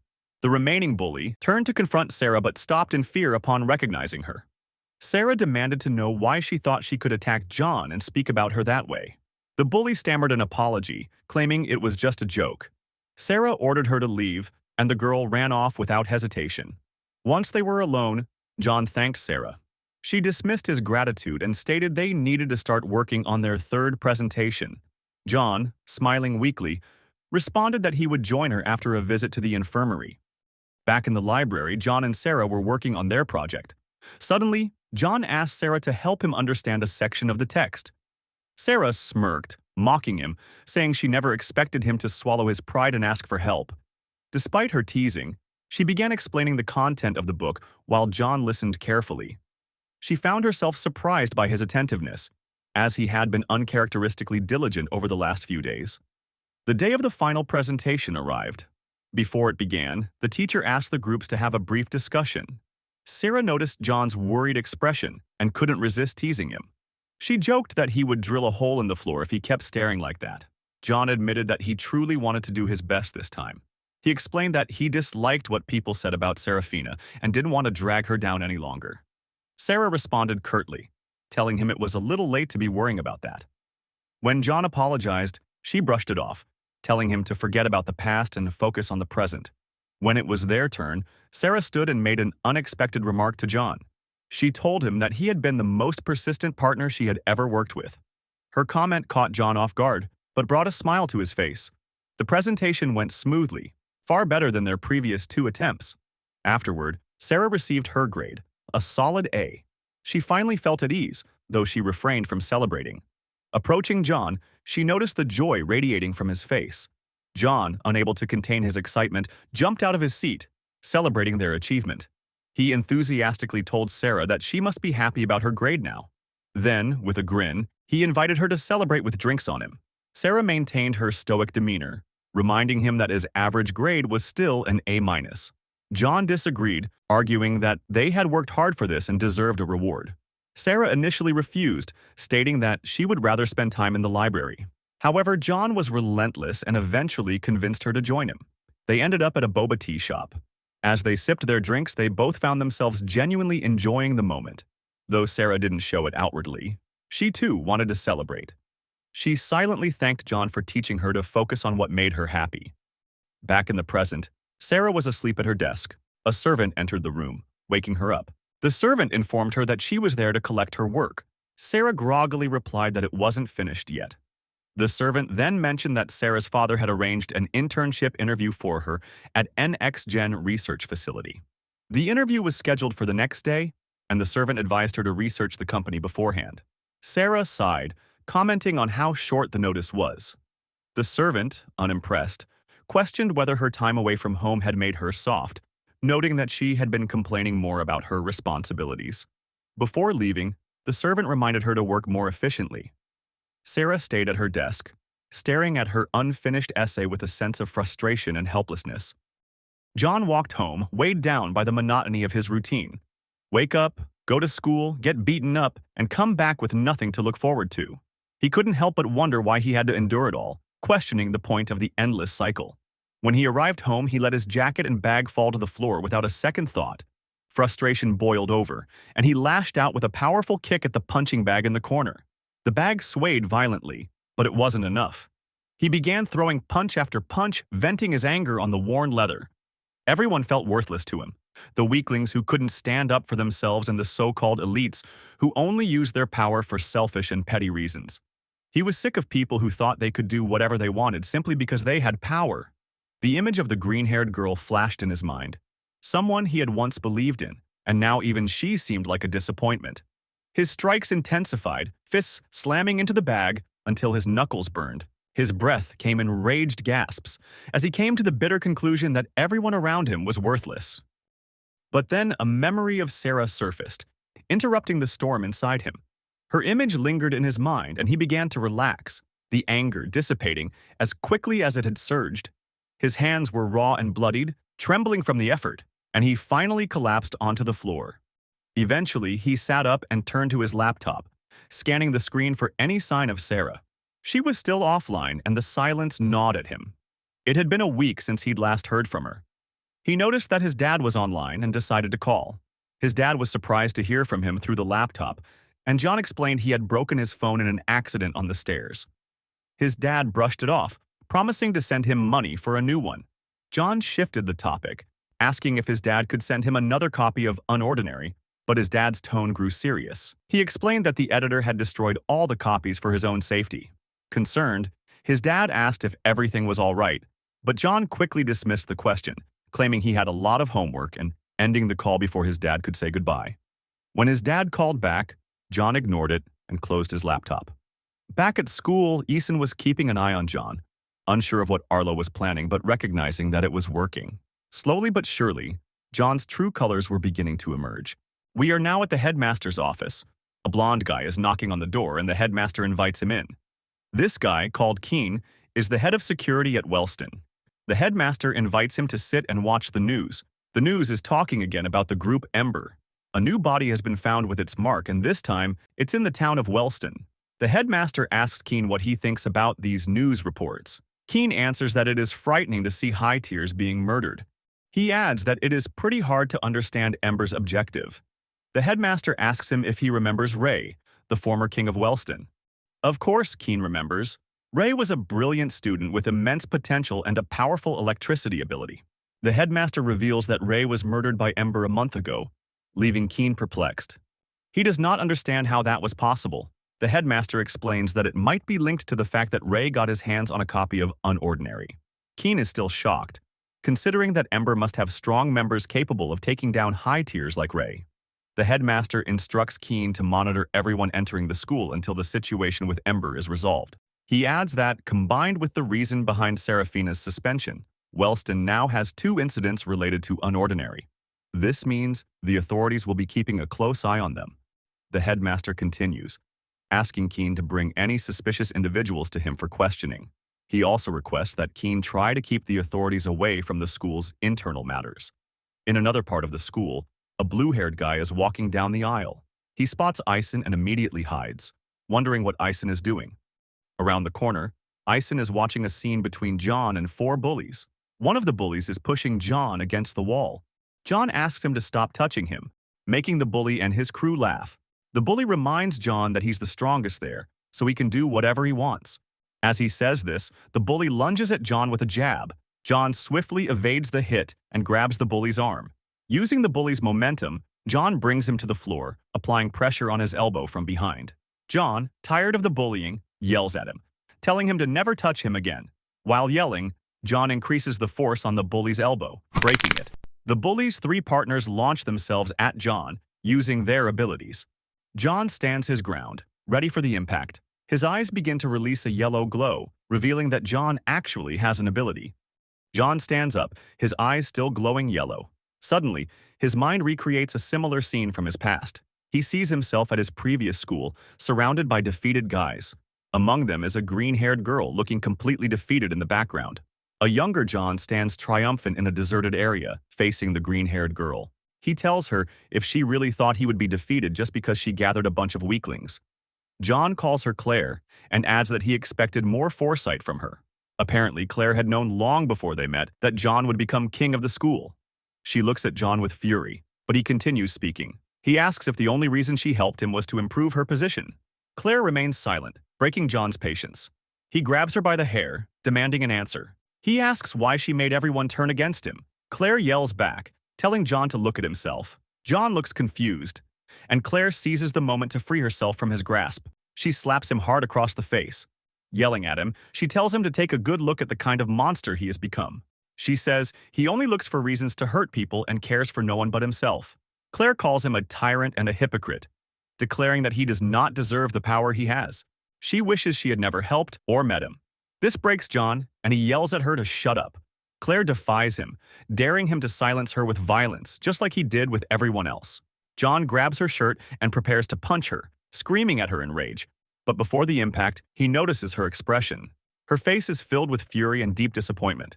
Claire calls him a monster before falling unconscious from his punch. John snaps back to the present. His body relaxes, and he decides not to use his ability. Once again, he remembers Claire's voice calling him a monster. By the look on his face, it is clear that this memory has left a wound he still cannot heal. The bullies are still rushing at John, and one of the girls launches the first attack. John manages to block it, but his arm is on the verge of giving out. Using his other arm, he throws a direct punch to the girl's stomach. The other guy launches energy missiles, but John dodges them.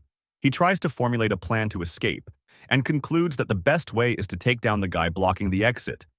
Before he can act, the second girl approaches from behind and lands a hit on John's neck. The first bully follows up with a punch using his fully healed arm. From above, the first girl joins her hands and delivers a devastating attack to John's back. He collapses to the floor, bleeding, but the bullies don't stop. The first girl grabs John's head while the first bully prepares to continue the beating. The bully starts lecturing John, but John begins to lose consciousness and doesn't hear anything he says. This enrages the girl holding John's head, and she prepares to hit him again. Just as her punch is about to land, a barrier appears, reflecting the damage. Her arm bleeds heavily from the backlash. The second girl rushes over, asking what happened. She freezes upon realizing that her friend was stopped by Arlo's barrier. Arlo stands nearby, silently observing the scene. He approaches John while the bullies stammer, trying to explain themselves. Without a word, Arlo traps the bully leader in a barrier. The barrier starts shrinking, forcing the bully to bend over to avoid being crushed. Arlo places a foot on him and demands, "Who gave you permission to talk?" He then helps John to his feet. As they walk away, Arlo mentions noticing John's glowing eyes. He wonders why John prefers to be beaten, instead of using his power to fight back. We are now at the infirmary. Arlo is sitting next to John's bed, reading the school newspaper. He's focused on an article written by Ison about Ember. Arlo waits patiently for John to wake up.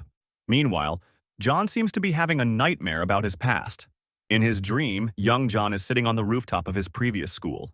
Suddenly, a blonde guy named Adrian approaches him, visibly scared. Adrian stutters nervously, struggling to speak. John grabs him and demands he get to the point. Adrian says there's an issue with Claire. He overheard her talking to the Jack about her true motives for approaching John when he was still weak. Apparently, she only wanted John to rely on her blindly once he reached the top. John doesn't believe a word and smacks Adrian, calling him a liar. He refuses to accept that everything he experienced with Claire could be a lie.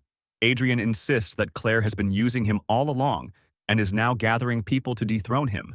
John hits him again and yells at him to shut up. He dismisses Adrian's words as nonsense and says they carry no weight compared to Claire's. Adrian doesn't back down, and he tells John that his ego is blinding him. Adrian warns that if John doesn't open his eyes to what's happening, he'll lose everything. John laughs mockingly and asks if Adrian has forgotten how powerful he is. He yells, declaring he will never lose because everyone else is trash. John abruptly wakes up in the infirmary. Upon seeing Arlo, he immediately throws a punch at him. However, Arlo doesn't flinch, as if John's punch had no effect. John grabs Arlo's shirt in frustration. Irritated, he demands to know why Arlo helped him and what he's planning. Arlo remains stoic and reminds John that not everything revolves around him. He advises John to wake up from his delusional world and remember who he just hit. Arlo warns John that he's lucky he's patient. Standing in front of him, Arlo coldly states that he deeply despises people who refuse to learn their place. He adds that if John ever touches him again, he won't be so lenient. Arlo leaves the infirmary, and John stays behind. He sits there, questioning the point of everything he's doing. Arlo leaves the infirmary and his phone buzzes. It's a mysterious message that says that Ison has been following him. In another aisle, Ison is trying to process the scene he just saw. He saw the glow in John's eyes and Arlo saving him, so probably he also knows about it. Out of nowhere, Arlo appears just around the corner, surprising Ison, who gets ready to escape. However, Arlo calls him, saying that he's the person he was looking for. Arlo tells Ison that he knows that he's still spying on John. Ison tries to deny it, but Arlo cuts him off, saying that he can't hide it from him. After all, Ison is doing all of that because he wants a top story for the newspaper. Arlo then offers him a deal. Serafina comes back in 2 weeks, and Ison will have that time to make his article and keep Arlo informed about everything he discovers. If he accomplishes it, Arlo guarantees him the front-page article of the school's newspaper. Upon hearing that, Ison happily agrees. But when Arlo leaves, he realizes the kind of job he just accepted. In the Wellston boys' dormitories, Ison is looking for more info about John on his laptop. He finally gets a huge discovery, John's transcript from his old school. He's about to check its contents, but suddenly Blake appears behind him, congratulating him for the top story in the newspaper. Ison gets scared, immediately covering the screen of his laptop to hide his research. However, Blake spots John's face on the screen and asks Ison why he is so obsessed with John. He adds that he's a lunatic since Remy tried to help him, but he yelled and slapped her. Blake says that instead of worrying about John, Ison should spend more time with Remy. After all, since Ray passed away, Remy has not been the same. Ison proposes to take Remy out to the mall or something to relax her mind. Blake thinks it's a good idea and will tell Remy and leaves, mentioning that Ison better not bail them this time. Ison resumes his research, but his expression changes when he reads about John's power and level. He now understands how John got into Wellston and his high level of confidence. The report says that John was expelled from New Boston 2 years ago, but Ison recalls that John got into Wellston last year, and now he wonders what John did during that year in between. Ison now starts reading the reason behind John's expulsion. Excessive violence, it says. Upon checking more details, Ison can't believe what he's reading. Apparently, John was able to single-handedly take down half his class for an unexplained reason. Ison gets nervous. John is not someone to mess with and wonders what would happen if they expose him. Back to the rooftop of the school, we find Arlo. Suddenly, John opens the door and enters. Arlo mentions that he must be very brave to appear here again. John apologizes and mentions that he really wanted to talk with him. John promises that it won't take long. Arlo allows him to stay and asks him what he wants. Before John answers, he prepares to sit, but Arlo stops him, saying that he better hurry and say what he needs to say. John starts by thanking Arlo for saving him earlier and apologizes for punching him after waking up. Arlo asks if he came all the way up there to waste his time with a corny speech. John says that he didn't want Arlo to get the wrong idea. He appreciates the fact that a person helps someone like him. Arlo clarifies that he didn't help John because he wanted a new best friend. Instead, he hates people breaking the hierarchy. He considers that 4 people against only 1 guy is not how order works, and it should be a fair one-on-one. After all, if John had fought each one of the bullies separately, he would have a chance to win. John dismisses it, saying that Arlo is giving too much credit to a cripple like him. John finishes, saying that's all he wanted to say, and hurries off. Arlo thinks that John is a liar, and the fact that he oversells himself as a cripple makes him wonder why he's denying his place. It looks like John is trying to convince himself that he's completely powerless. In another part of the school, Ison is reviewing the information about John's expulsion. He concludes that it was not because he took down half his class, but because the school was not able to control him. Ison thinks that it's better to leave John minding his business, and the best way to do so is to make Arlo forget about it. Suddenly, Arlo's hand appears on his shoulder, scaring Ison. He tries to escape, saying that he's busy, but Arlo creates a barrier blocking his way. Arlo tells him to not even think about running, and that there must be a good reason for ignoring his calls. Ison says that he was not able to find anything, but Arlo does not buy it. Arlo knows that someone able to get information about the Ember organization wouldn't fail at finding basic information about one of his classmates. Being too good at your job was your ruin, dude. Arlo tells him to reveal the information if he still wants a successful story. However, Ison says that he'll drop the story, surprising Arlo. Ison reveals that the best course of action is to wait for Serafina to return and to pretend that his investigation never happened. He continues, saying that everything is good the way it is. However, Arlo replies that John is not in his rightful place. Without thinking, Ison replies that it's not Arlo's business. Arlo smacks Ison against the barrier and reminds him that he decides everything at school and demands Ison to reveal everything. Even in that situation, Ison does not reveal anything. He's afraid of what John could do if Arlo tries to force him. Arlo releases him, surprising Ison. However, Arlo says that all his time won't go to waste and he personally will get to the bottom of this. Arlo leaves, ignoring Ison's warnings, and his begs for him to stop since he's not aware of what he's dragging everyone into. John is walking down the aisle of the school, remembering Arlo's words about being able to win against the bullies. He looks thoughtful but thinks he doesn't want to get involved in hierarchy. He never wants to go back to that time, where hierarchy only brought pain and anger to his life. John keeps walking, and in the corner, he crashes again with Arlo dropping his papers. Arlo doesn't even get surprised. At this point, he's used to that. John bends down to pick up his papers, and Arlo watches him from above, angry for seeing John acting so pathetic, even with the potential of a high tier. Arlo drops a binder to the floor and tells him to use it to avoid embarrassing himself every time he bumps into someone. Arlo is about to leave, but John tells him that he just can't take his stuff. Arlo gets even angrier, but just tells him to keep the binder. John insists that he has to pay him in some way and asks him if he's free after school. They end up going to the same boba store that John and Sarah frequent. John asks if Arlo has ever had boba, to which he replies with a no. John then advises him to order a mango boba, and Arlo agrees. The waitress arrives and asks them for their order. Arlo starts by ordering a large coffee, surprising John since there's no point in ordering coffee in a boba store. John then tells the waitress to bring 2 mango drinks instead, but Arlo refuses and orders his coffee again. John insists again, saying he's the one paying. However, Arlo does not care and orders a coffee on a separate tab. On the TV, the news are talking about NX Gen Research, the company that interviewed Sarah. They explain that it is a lab where they research the root of their abilities, and a huge secret project was put on hold. Back at the table, Arlo is drinking his coffee, and John is by him, not wanting to taste the boba drink. John tells Arlo that he reminds him a lot of Sarah when they first met. Arlo asks him how he ended up being so close with Sarah. John starts saying that they hated each other at first because she beat him up, and then started talking and hanging out due to being stuck together on a project. At the end, she saved him from some bullies, and their friendship slowly began. Arlo then asks him where he learned to fight, since not many low tiers are able to go against mid tiers. John replies that his dad taught him as long as he can remember since he wanted his son to be able to defend himself. Arlo asks if John's dad is also a cripple, and he confirms. John adds that he's very proud of his dad, even with people looking down on him. He's able to do his best with what he has. John then asks if Arlo has someone he looks up to. Arlo answers, saying Ray, his predecessor as king.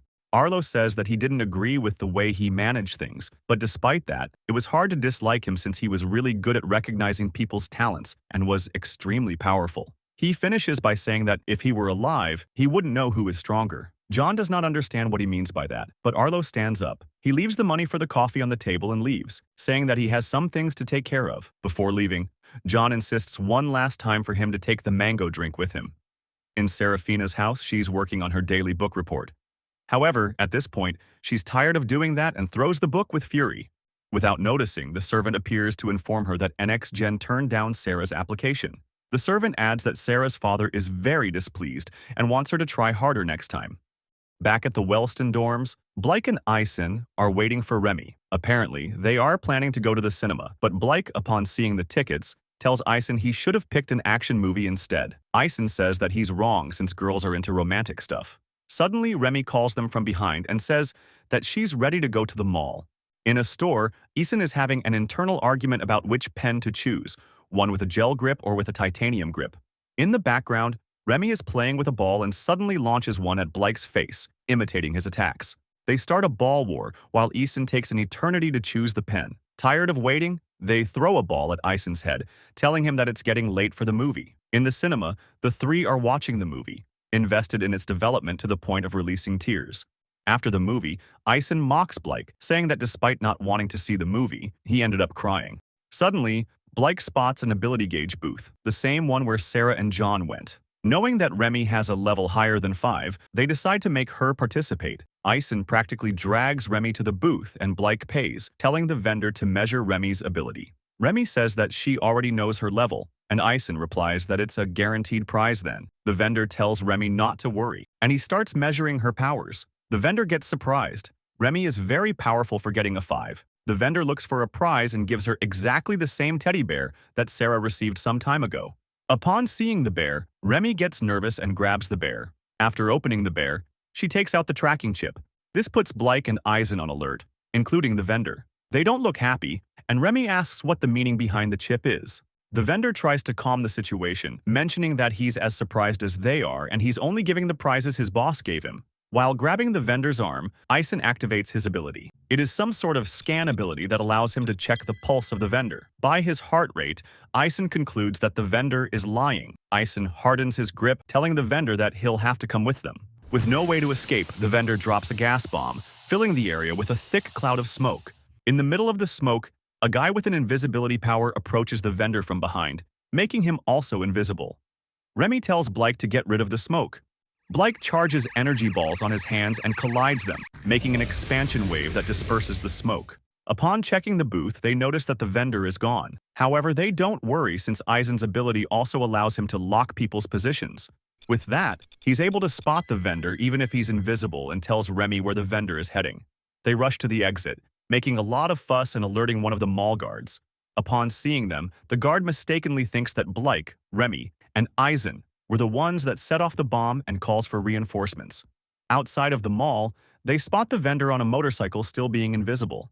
Ison rushes to follow them, but doesn't notice that a truck is about to hit him. Thankfully, he's able to stop the car with his ability. Blake gets over the truck while mocking Ison for not looking both sides while crossing the street. Then Blake yells at Remy, telling her that he'll back her up. Remy uses her electricity power to increase her speed and follows the bike. However, when Blake is about to make the shot, one of the guards stops them, making them unable to continue the chase. Remy is approaching the bike but wonders why Blake hasn't shot an energy beam yet. Eventually, Remy's range reaches the bike, and she uses her electricity to stop it. The two riders crash to the floor, clearly injured. When Remy is about to get close to start the interrogation, a female guard launches at Remy out of nowhere. However, Remy was covering her body with electricity and unintentionally ends up zapping the guard, making her unconscious. When Remy turns to check on the riders of the bike, she doesn't find them.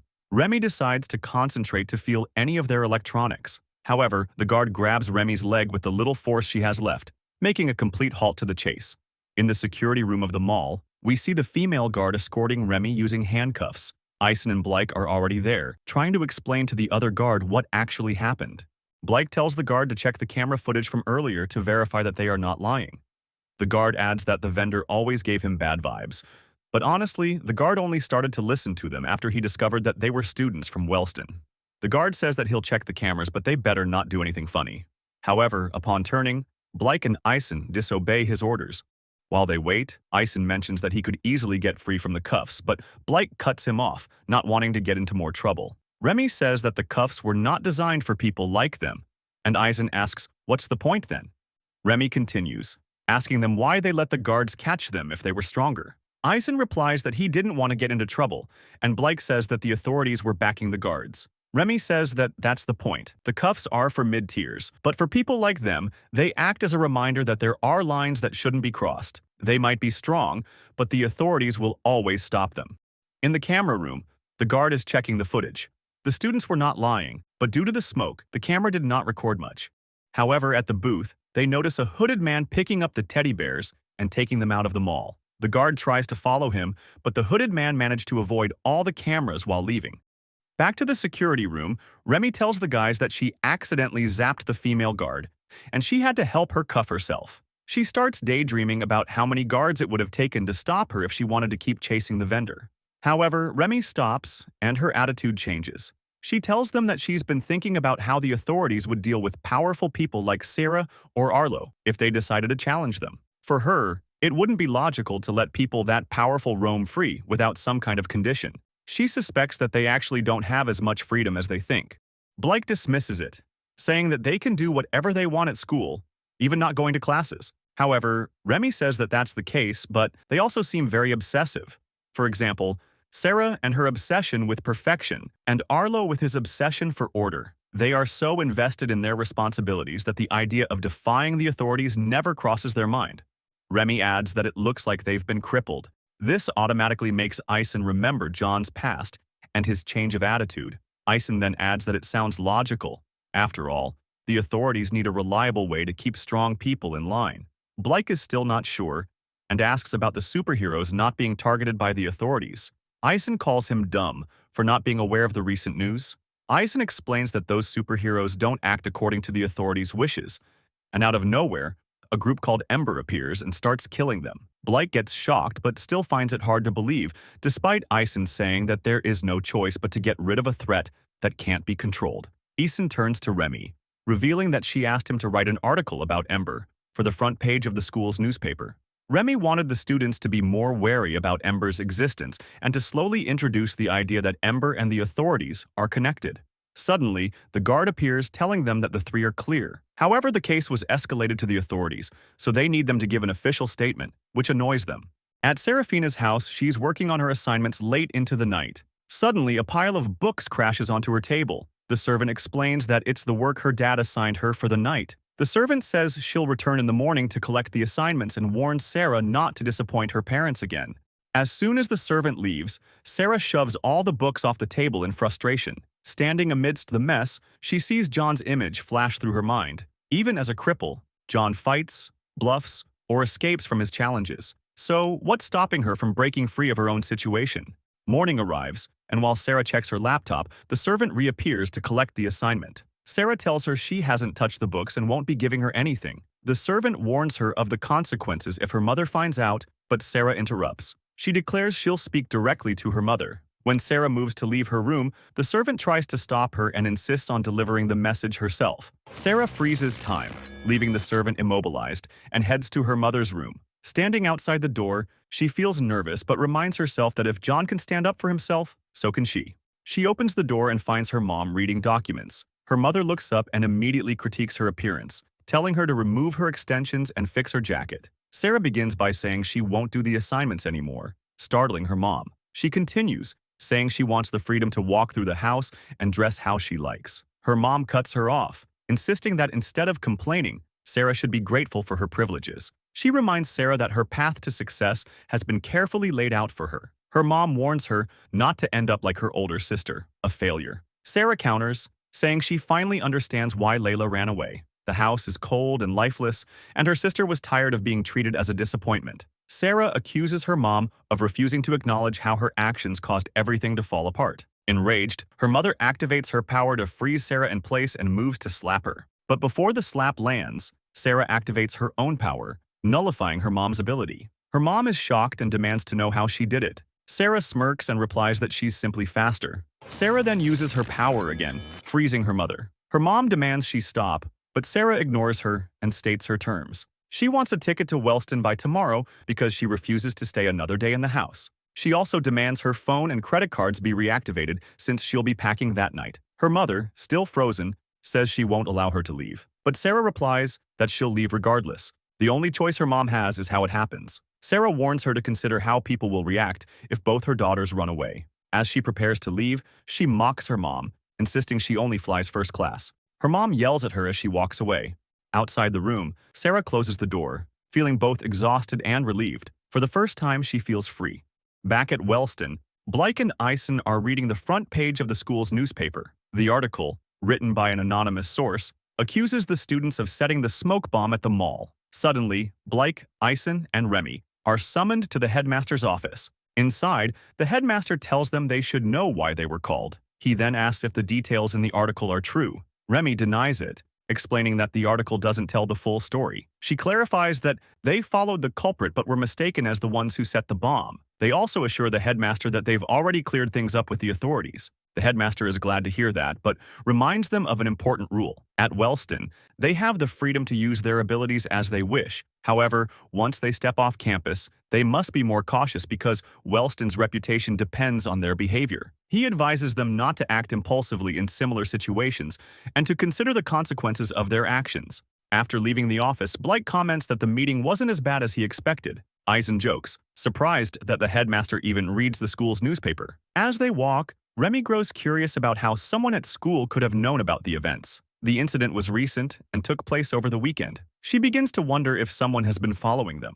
On the rooftop of the school, Arlo looks annoyed as the door opens. John enters, cheerful to have found Arlo again. John approaches and asks if Arlo enjoyed the mango boba while holding a binder of papers. Arlo sighs and asks why John is on the rooftop again. John replies calmly that he just wants to take a break. Arlo reminds him that the rooftop is off limits and says John should understand that by now. John counters, saying that if Arlo truly wanted to throw him off, he would have done it already. John remarks that Arlo spends a lot of time there. Arlo admits that the rooftop is quiet and helps him clear his mind.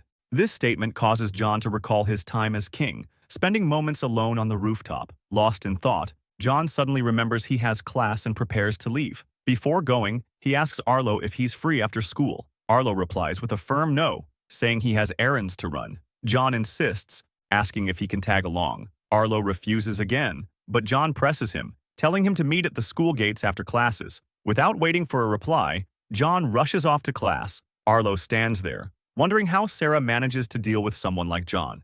After classes, Arlo is waiting at the school gates. When John arrives, he's surprised to see Arlo actually showed up. John asks Arlo where they're heading next.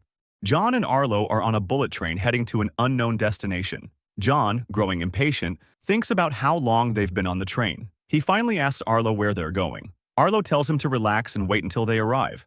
Meanwhile, at the airport, Sarah has just gotten off her plane. She tries calling John but gets no answer, concluding that he still hasn't bought a new phone. She takes a taxi and starts heading toward Wellston School. Elsewhere in the city, Arlo and John step off the bullet train. John looks around and asks where they are. Arlo calmly explains that they've arrived at the Wellston Turf War location. John immediately becomes anxious and reminds Arlo that he's a cripple. He protests that he's not used to this kind of environment and thought Arlo's errands would be something simple, like shopping. Arlo tells him not to worry, assuring him there won't be a fight. He's just there to meet some people. In the deserted area, John and Arlo encounter a group of people. John freezes when he recognizes them. They're the same ones who broke his phone. Tense, John demands an explanation from Arlo. Arlo remains calm, telling him to stay put and wait for a moment, and he approaches the group. Suddenly, Arlo gives them a signal. Without warning, he orders them to lock John down. A girl activates her power, forming sharp claws over her hands. She charges at John alongside another guy. The scene catches John off guard, triggering memories of Claire's betrayal. Before he can react, the girl gets close and slashes deep cuts into his arm with her claws. Before he can recover, the other guy uses his ability to create a whirlwind, hurling John backward. John crashes to the ground, his body battered and bleeding. The girl places her claws against John's neck, pinning him in place. Arlo smirks and says, "Surprise!" John, lying on the ground and seething with anger, feels the sting of betrayal once again from someone he trusted. John lies on the ground, held down by the two attackers while blood drips from his fresh wounds. Arlo stands over him, composed but cold. He begins introducing the attackers to John and remarks that John probably already recognizes them, as they were the ones who broke his phone. John grits his teeth, anger flaring, and asks how Arlo knows about that. Arlo's expression remains steady as he replies that he told them to do it. The words hit John like a blow. Arlo continues, his voice sharp and condescending. He asks if John ever stopped to think why someone of his status would tolerate being near a cripple. He smirks and admits that he didn't bring John there to be his friend. He never had any intention of that. He reveals that he hates him. Suddenly, John's mind flashes back to a painful memory. He's holding a letter, his hands trembling. It's apparently a love letter written by Claire. John's face flushes with excitement as he clutches the note, his heart racing. As he reaches the meeting spot indicated in the letter, he freezes in place. Claire isn't alone. She is surrounded by a group of people. John's heart sinks as she begins to speak, revealing her true intentions. The betrayal sends John into a blind rage. He charges toward them, fury overtaking him. The memory fades, dragging John back to the present. Arlo's voice cuts through the haze as he explains that he brought John there for one reason, to put him in his place. Looking down at John with a sinister grin, he wonders how much it would take to break him. He gestures to the empty, desolate surroundings and states that there is no one around for miles. No one to save him. They have all the time in the world to make sure John understands his true position. Arlo stands and begins pacing. He reveals that everything John has experienced in the past few weeks was his doing. Arlo states that Seraphina's suspension, his limited contact with her, the mid-tiers attacking him, and every single encounter were orchestrated by him. Frustration and despair bubble inside John. He had come to Wellston to turn over a new leaf, to leave his past behind. He hadn't harmed anyone and had tried to stay out of trouble, yet everything was ending the same way. Frustration and anger fill his face. He shakes, trembling from the weight of it all. He thinks to himself that he isn't the monster. They are. Arlo looks down at him, triumphant. He asks if John has anything to say. John doesn't respond and keeps his head lowered. Arlo shrugs and turns to the girl, ordering her to help him understand. The girl steps forward, claws at the ready. Suddenly, John lifts his head and screams Arlo's name, his voice echoing across the barren area. A massive whirlwind of black air erupts from him, sending Arlo's allies flying backward. They crash to the ground, stunned and struggling to comprehend what just happened. The aura around John is suffocating, a dark and chaotic energy radiating outward. His fury manifests as a yellow glow in his eyes, and a strange black aura swirling around him. The group stares in disbelief. They realize that the power of the cripple is actually throwing them back. Arlo's expression shifts slightly, but not to fear. He smirks, his eyes gleaming with satisfaction. One of Arlo's allies is confused, as he was told that John was a cripple. He notices that Arlo is still smiling, so everything must still be going according to Arlo's plan. Suddenly, black claws emerge from John's hands, similar to the girl's. John charges toward Arlo. As he's about to strike, the girl barely manages to stop him. She is shocked to discover someone with the same ability as hers. John doesn't flinch when clashing with her. With ease, he uses his claws to cut deeply into her body. The girl collapses, bleeding heavily. John prepares to strike again, yelling at her not to interfere. Before he can attack, the other guy creates a whirlwind to push John away from the girl. John counters by creating a black whirlwind around him, stopping the guy's wind attack. The guy is shocked to see that his attack barely affects John and that he's also using a wind ability like his. Arlo's allies decide to attack together to stand a chance against John. The guy creates a whirlwind to launch the girl forward, while she readies her claws. John calls them trash and uses his power to accumulate wind in his hands, launching blades of wind at them. The girl is surprised since these wind blades are not part of her ally's abilities. She narrowly dodges them, but her friend is struck directly. The girl becomes enraged and charges at John. He easily evades her attack, accumulating wind once more. He creates a final whirlwind, launching the girl into the air. The wind guy can barely move, but he spots his friend falling rapidly. He prepares to save her, but John appears behind him and pierces his arm with his claws. Wind guy finally admits defeat, acknowledging that John is far stronger than the two of them. He begs John to let him save his friend, but John shows no interest. John pushes him down with his foot, disregarding his plea. Wind guy continues begging, saying that John can do whatever he wants with him, but at least let him save his friend. The girl keeps falling, and the guy screams in desperation. John strikes him again to silence him, as the girl crashes to the ground. Both of them lie unconscious on the floor, battered and wounded. John turns his gaze to Arlo, filled with fury. Arlo looks at him, surprised to see what John has been hiding all this time. John launches one air blade toward Arlo, but he easily deflects them with his arm. John then creates a whirlwind around Arlo to obstruct his vision and charges in, aiming to strike with his claws. Inside the whirlwind, Arlo focuses to sense the direction of the attack, thinking that a little wind isn't enough to make him activate his barrier. John appears and strikes with his claws, but Arlo evades the attack and remains unharmed. Frustrated, John decides to use the wind to rise above the ground and charges at full speed toward Arlo to strike again. As John gets closer, Arlo thinks that once he activates his barrier, John will probably be able to use it too. Arlo decides that the best course of action is to end the fight with one blow. Finally, John's claws clash with Arlo's barrier. The impact causes the damage to reflect back toward John, injuring his arm and making it bleed. However, Arlo starts spitting blood, since John's attack managed to crack his barrier. Arlo seizes the opportunity as John's momentum decreases from the pain and lands a punch, sending John flying across the arena. John recovers from the impact, but one of his arms is severely injured. Arlo takes the initiative, creating a barrier around John and slowly begins to shrink it. Suddenly, John creates another barrier inside the first one to stop it from crushing him. John uses the opportunity to start hitting Arlo's barrier with all his strength. Both John and Arlo are taking damage with each hit, turning the battle into an endurance contest. Finally, John breaks free from the barrier, causing significant damage to Arlo. John charges again at full speed toward Arlo. However, Arlo is too weak to create a barrier in time and receives a direct hit to the stomach. Arlo flies backward, but John creates another barrier to stop him from going too far. Arlo still cannot process the fact that John is using his own ability against him. In that moment, John delivers a powerful punch to Arlo's face. John continues launching kicks and punches without taking a break. Arlo manages to stop one of John's punches, but before he can react, John headbutts him. Finally, Arlo collapses to the floor, completely defeated. John, not satisfied with this, places his shoe on Arlo's face. John threatens him, saying that if Arlo speaks of what just happened, he'll dethrone him.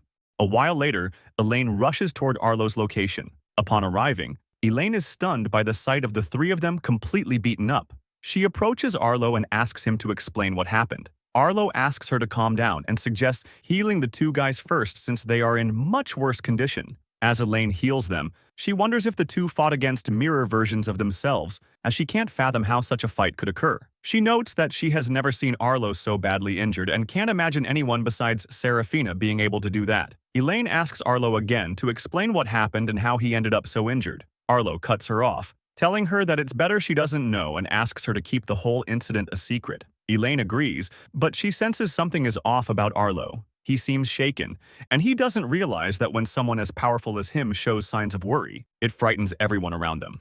Back in the city, John, severely injured, walks toward his house. He thinks about being betrayed by Claire and now Arlo. His anger boils over, and he throws his bag in frustration. It hits the frame outside his house, alerting Sarah, who has been waiting for John to return. Upon seeing him, Sarah calls his name and picks up his bag. John, shocked by her presence, freezes, especially given his battered condition. Sarah approaches with a smile and says, "It's been a while." Suddenly, John collapses to his knees, the stress finally overwhelming him. When Sarah notices, she rushes toward John to help him. As she holds him, she asks what happened to him. John recalls everything that transpired and starts crying, feeling vulnerable. He begs Sarah not to look at him in this pathetic state. Sarah, who has always seen John as strong and confident, wonders what could have happened to break him down like this. Sarah helps John stand up and leads him inside the house. wondering what events might have unfolded during her absence. Inside the house, John rests on the sofa while Sarah calls Elaine to ask her to heal him.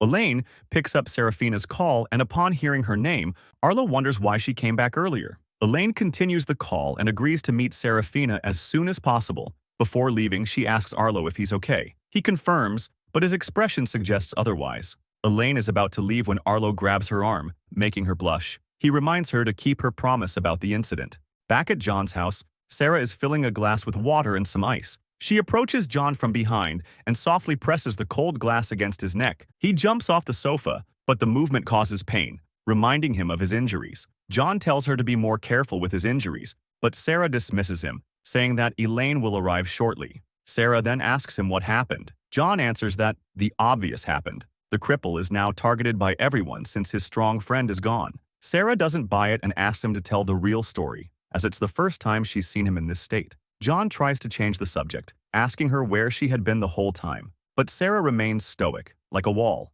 John continues, saying she had him worried when she disappeared without a word. Sarah explains that her mom cut the Wi-Fi, but she convinced her parents to let her return early, so she'll be staying at his house for a while. She then demands a full explanation about what happened to him. John tries to think but can't handle the weight of Sarah's gaze, so he gives in. He explains that he got tired of the bullying and didn't want Sarah to see him so defeated. But now that she's back, everything can return to normal. Suddenly, the doorbell rings. It's Elaine.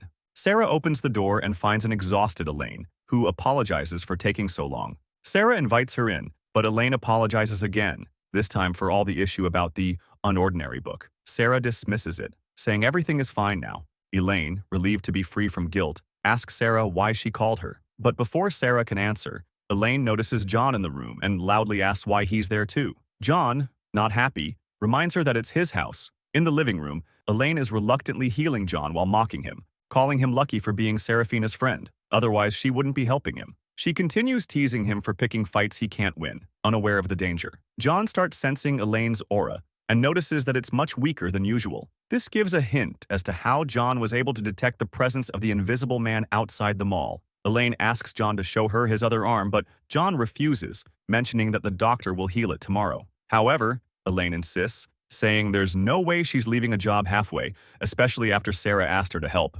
John still hesitates, reluctant to accept. Elaine snaps and forcefully grabs John's arm. While healing it, she wonders who he messed with to end up with injuries like that. Slowly, she starts noticing that the patterns of the wounds look familiar, and the dots start to connect. One arm has claw marks from the girl who was with Arlo, while the other shows signs of damage from Arlo's barrier. Elaine gets incredibly nervous, unable to believe that someone who was supposed to be a cripple could have caused all of this. John notices Elaine's expression and, before she can say anything, covers her mouth with his hand. With a menacing gaze, John tells her to shut up. Elaine looks terrified, and John finally tells her to listen carefully to his instructions. After a while, Sarah returns to the living room after unpacking her things. She notices that Elaine is gone and asks John where she is. John mentions that Elaine just left. Apparently something urgent came up and she had to hurry. Sarah thinks it's pretty strange that Elaine left without saying goodbye. It's 5 a.m. at Wellston School, and Arlo walks through empty aisles. His mind is still stuck on his memories of being beaten up by John. Suddenly, the guy who was saved by John a long time ago, who possesses invisibility powers, appears around the corner, checking on Arlo from behind.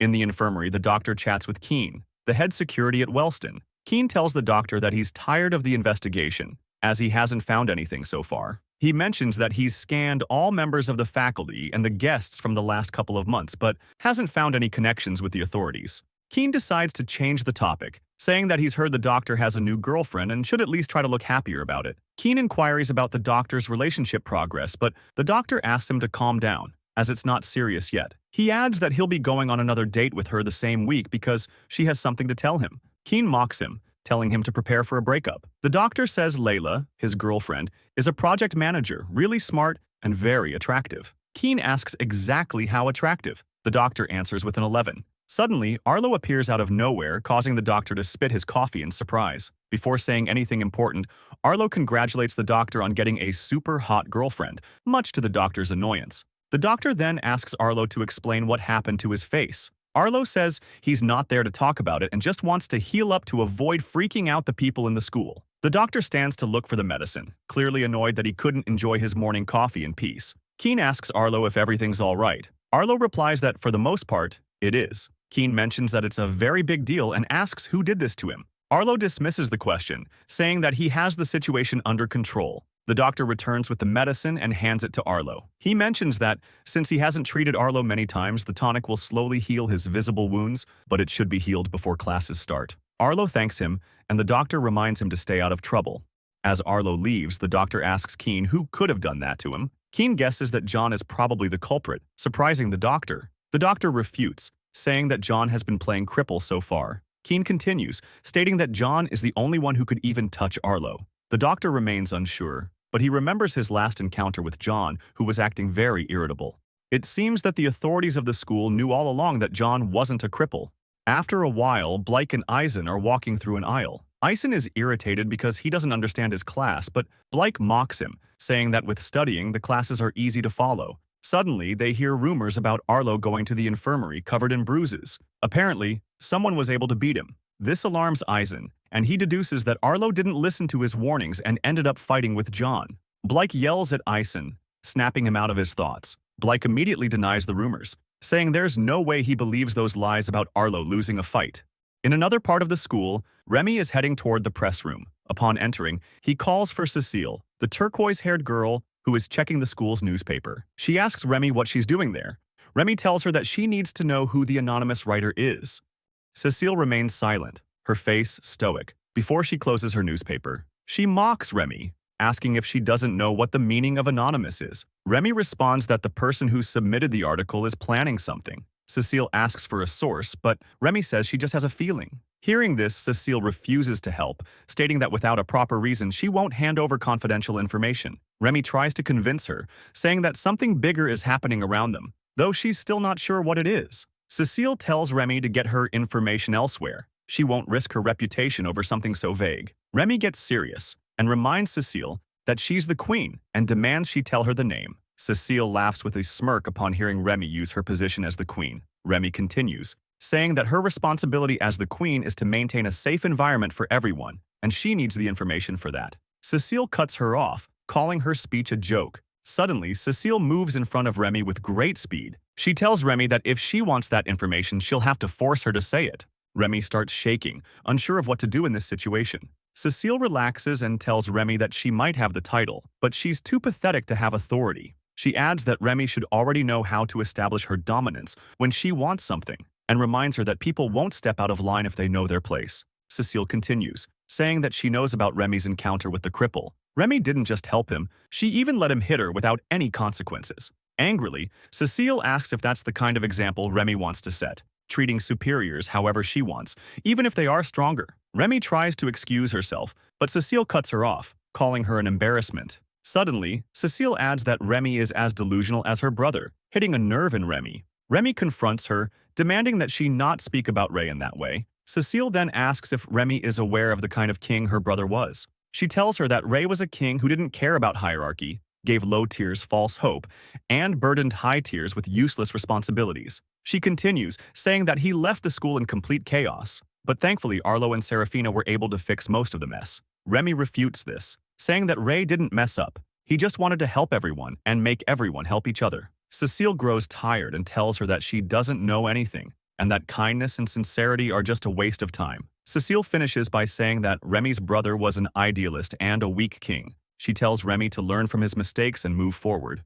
Finally, Remy leaves the press room, her eyes starting to water as she remembers her brother. She wonders if Ray's sacrifice to help others had any worth. Suddenly, she notices another death pool on the billboard and wonders if everything her brother did made any difference. Meanwhile, Arlo is walking down another aisle when his phone buzzes. It's a message from Remy, asking him if he's busy after school.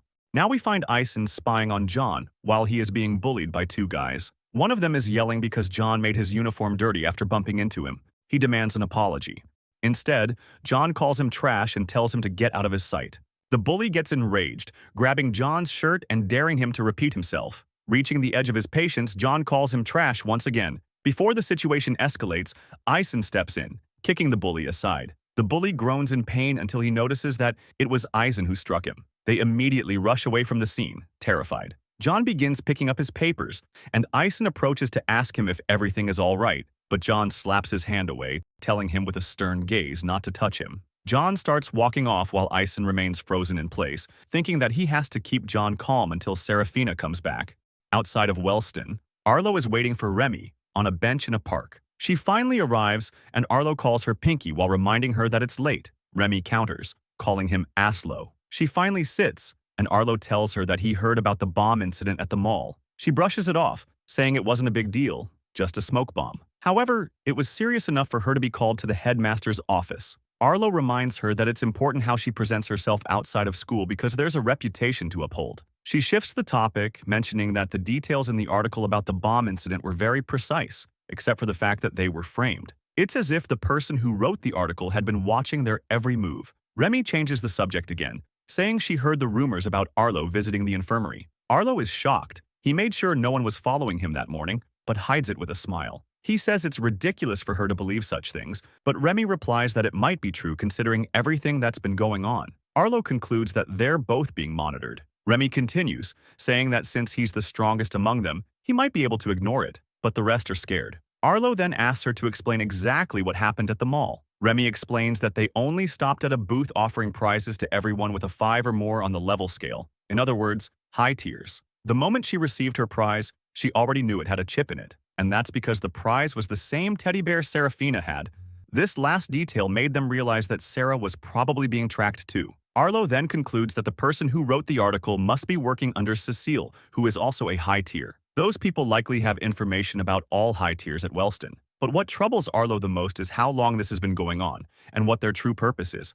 Remy still keeps her composure, believing that Arlo was still safe, but then everything clicks. The fact that someone spread rumors about Arlo being injured means he's also being observed. Remy stands up, realizing that the rumors were actually true. Her face, full of disappointment, can't believe Arlo lied to her. She demands to know if hiding the truth was really that necessary. Arlo averts his gaze, trying to reassure her that everything's fine. She yells, saying that nothing around them is okay. She starts trembling, trying to understand why he acts like that, especially after what happened to Remy's brother. She keeps shouting, saying that nobody is invincible, while Arlo looks perplexed.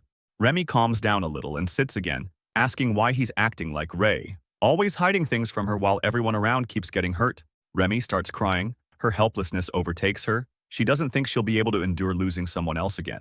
Arlo embraces her as she tries to wipe her tears. He reassures her that he's strong, so he'll be fine. But instead of giving her peace, she responds that Ray was also strong. The tension eases a bit, and Remy decides to ask who was able to defeat Arlo, but he confesses he can't say a word. She tries to guess, accusing the Ember organization. But Arlo is surprised, wondering why Ember would go after someone like him. Arlo tries to reassure her again, saying that those injuries aren't anything serious, just some personal matters. He'll reveal everything eventually, so she shouldn't worry. Arlo brings up the high-tier situation again, and is completely certain that the answers must lie within someone at school.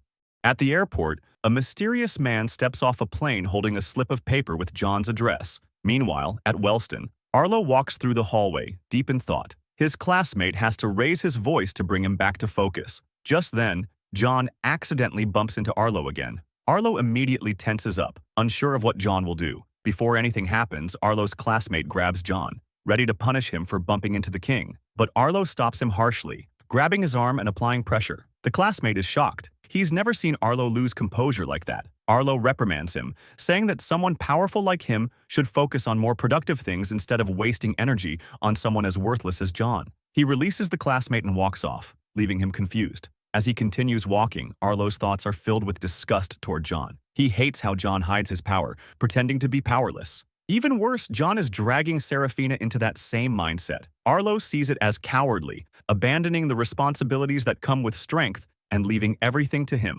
Around the corner, Ison has seen everything. He's thrilled at the idea of a confrontation between two kings. He'd love to write about it, but he values his life too much to try. Elsewhere, in John's house, Serafina is sitting and checking her phone when the mysterious man from earlier suddenly opens the door. He calls out to John but pauses, startled to see Serafina instead, thinking that he just broke into someone's house. She quickly realizes that he is John's father. He recognizes her too, thanks to her distinctive purple hair. They both shake hands, and John's dad introduces himself as William. Serafina mentions that John talks about him often, which makes William a bit flustered. When he asks where John is, Sarah says he should be back soon from school and casually adds that she's suspended. Curious, William asks why, as he thinks what kind of classmates John is hanging with. Sarah reveals it's because she got caught reading a book called Unordinary. Hearing that shocks William, he instantly connects the dots. John had asked him for a new copy of Unordinary after his previous one got confiscated. William had no idea John had shared the book with someone else, let alone someone like Serafina. He's amazed she wasn't expelled for it. Serafina confidently says there's no way they could get rid of her. William quietly wonders why kids nowadays act so self-important, remembering that even John got expelled once despite his strength. He mentions that John wasn't kidding when he told him that Sarah was very powerful, and out of curiosity, he asks who is stronger between her and John. He shows a proud expression for his son while waiting for the answer, still unaware that John hides his abilities. But his expression breaks when Sarah starts laughing, taking William's question as a joke. Just then, the door opens. John's back. He's surprised to see his dad and immediately asks what he's doing there. William raises an eyebrow, amused that John expects him to need a reason to visit his own son. John, clearly caught off guard, complains that William should have told him beforehand. William calmly replies that he tried, but John either ignored his calls or hung up. John asks Serafina for a moment alone with his dad and tries to pull him aside, but William doesn't move. He scolds John for being disrespectful toward his father. Serafina watches them with a soft smile, noting that William is nothing like her own mother. Outside, William lectures John, saying he needs to answer calls or else he'll worry. With no other choice, he decided to visit him in person. John assures him that everything is fine. William smirks, teasing that of course things are fine. John's got a girl living with him. John blushes and quickly clarifies that Sarah is only staying there because she's suspended and had nowhere else to go. He couldn't just leave her like that. William settles down and says Sarah seems like a good girl. Curious, John asks what they talked about. Proudly, William shares that he learned Sarah got suspended because of John and that apparently John can't stop talking about his dad.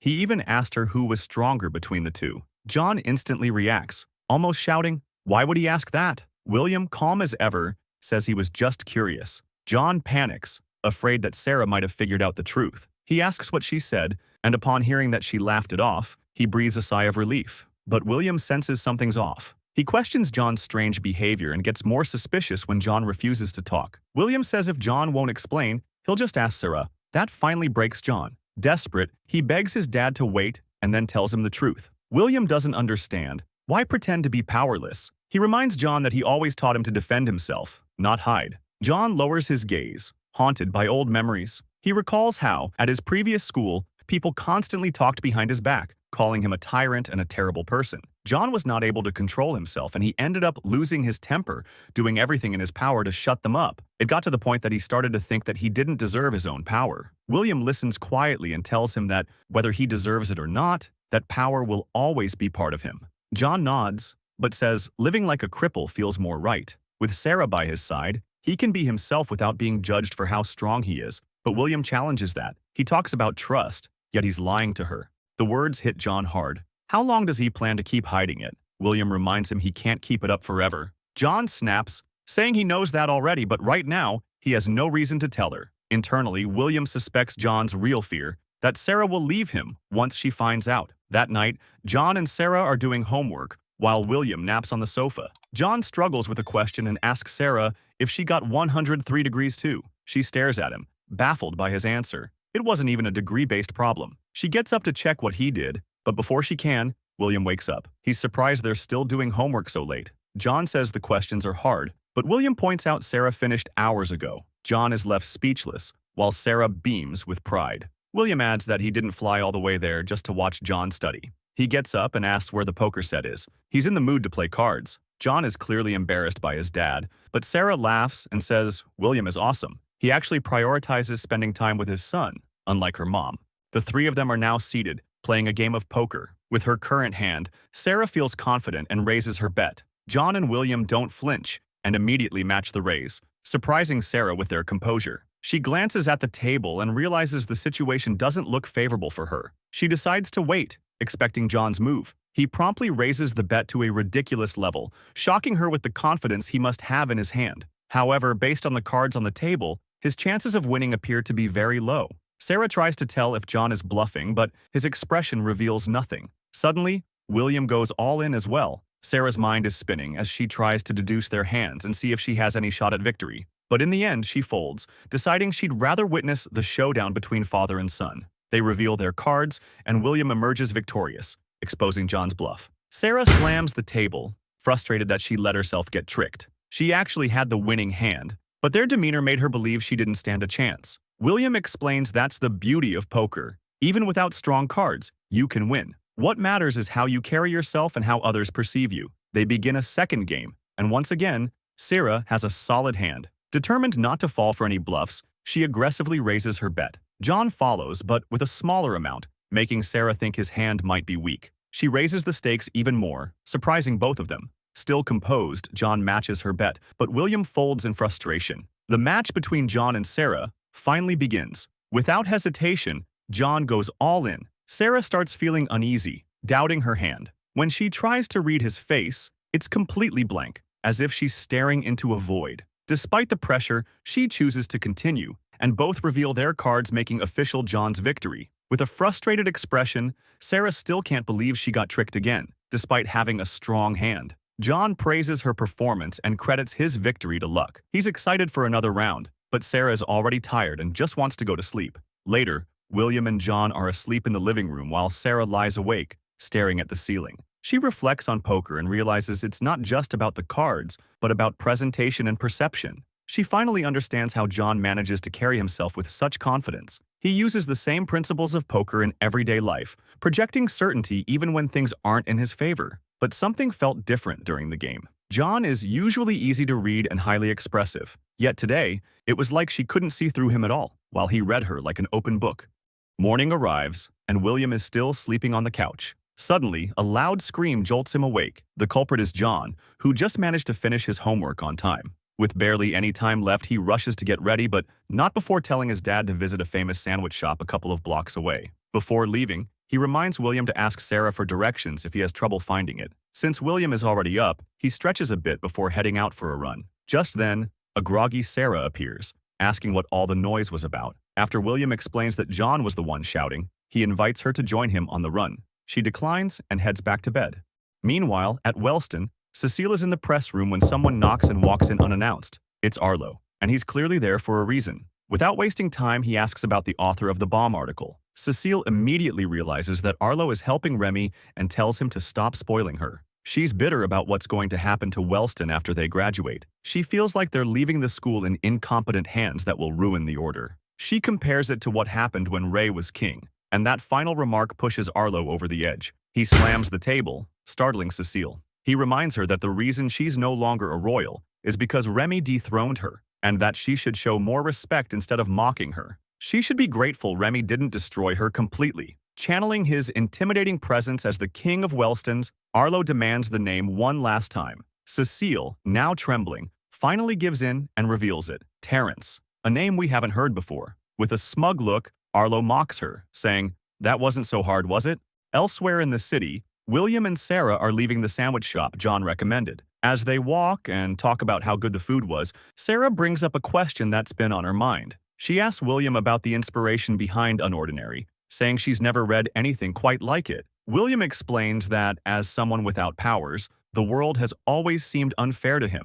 That led him to wonder, what would the world be like if everyone were equal, if nobody had powers? And what if there existed a being with unmatched strength? Someone who could see people's strengths and weaknesses. How would that person guide the world to make people happy? He goes on to say that if he were that person, he'd want to create a world open to everyone, one that doesn't revolve around who's stronger. He admits it's a little embarrassing that the main character is based on him, but he's happy that the story resonated with so many people. Sarah then asks why he dedicated the book to John if the story was inspired by his own experiences. William reveals that, at the time, John was going through a rough period, and this surprises Sarah. He didn't have the right tools to reach out to John directly, so he tried speaking to him through the book. Despite everything, he says he feels relieved now. He's glad to see that John is doing well and that he has a friend like her looking out for him. Sarah brushes it off, saying there's no need to thank her. After all, John always finds a way to take care of himself.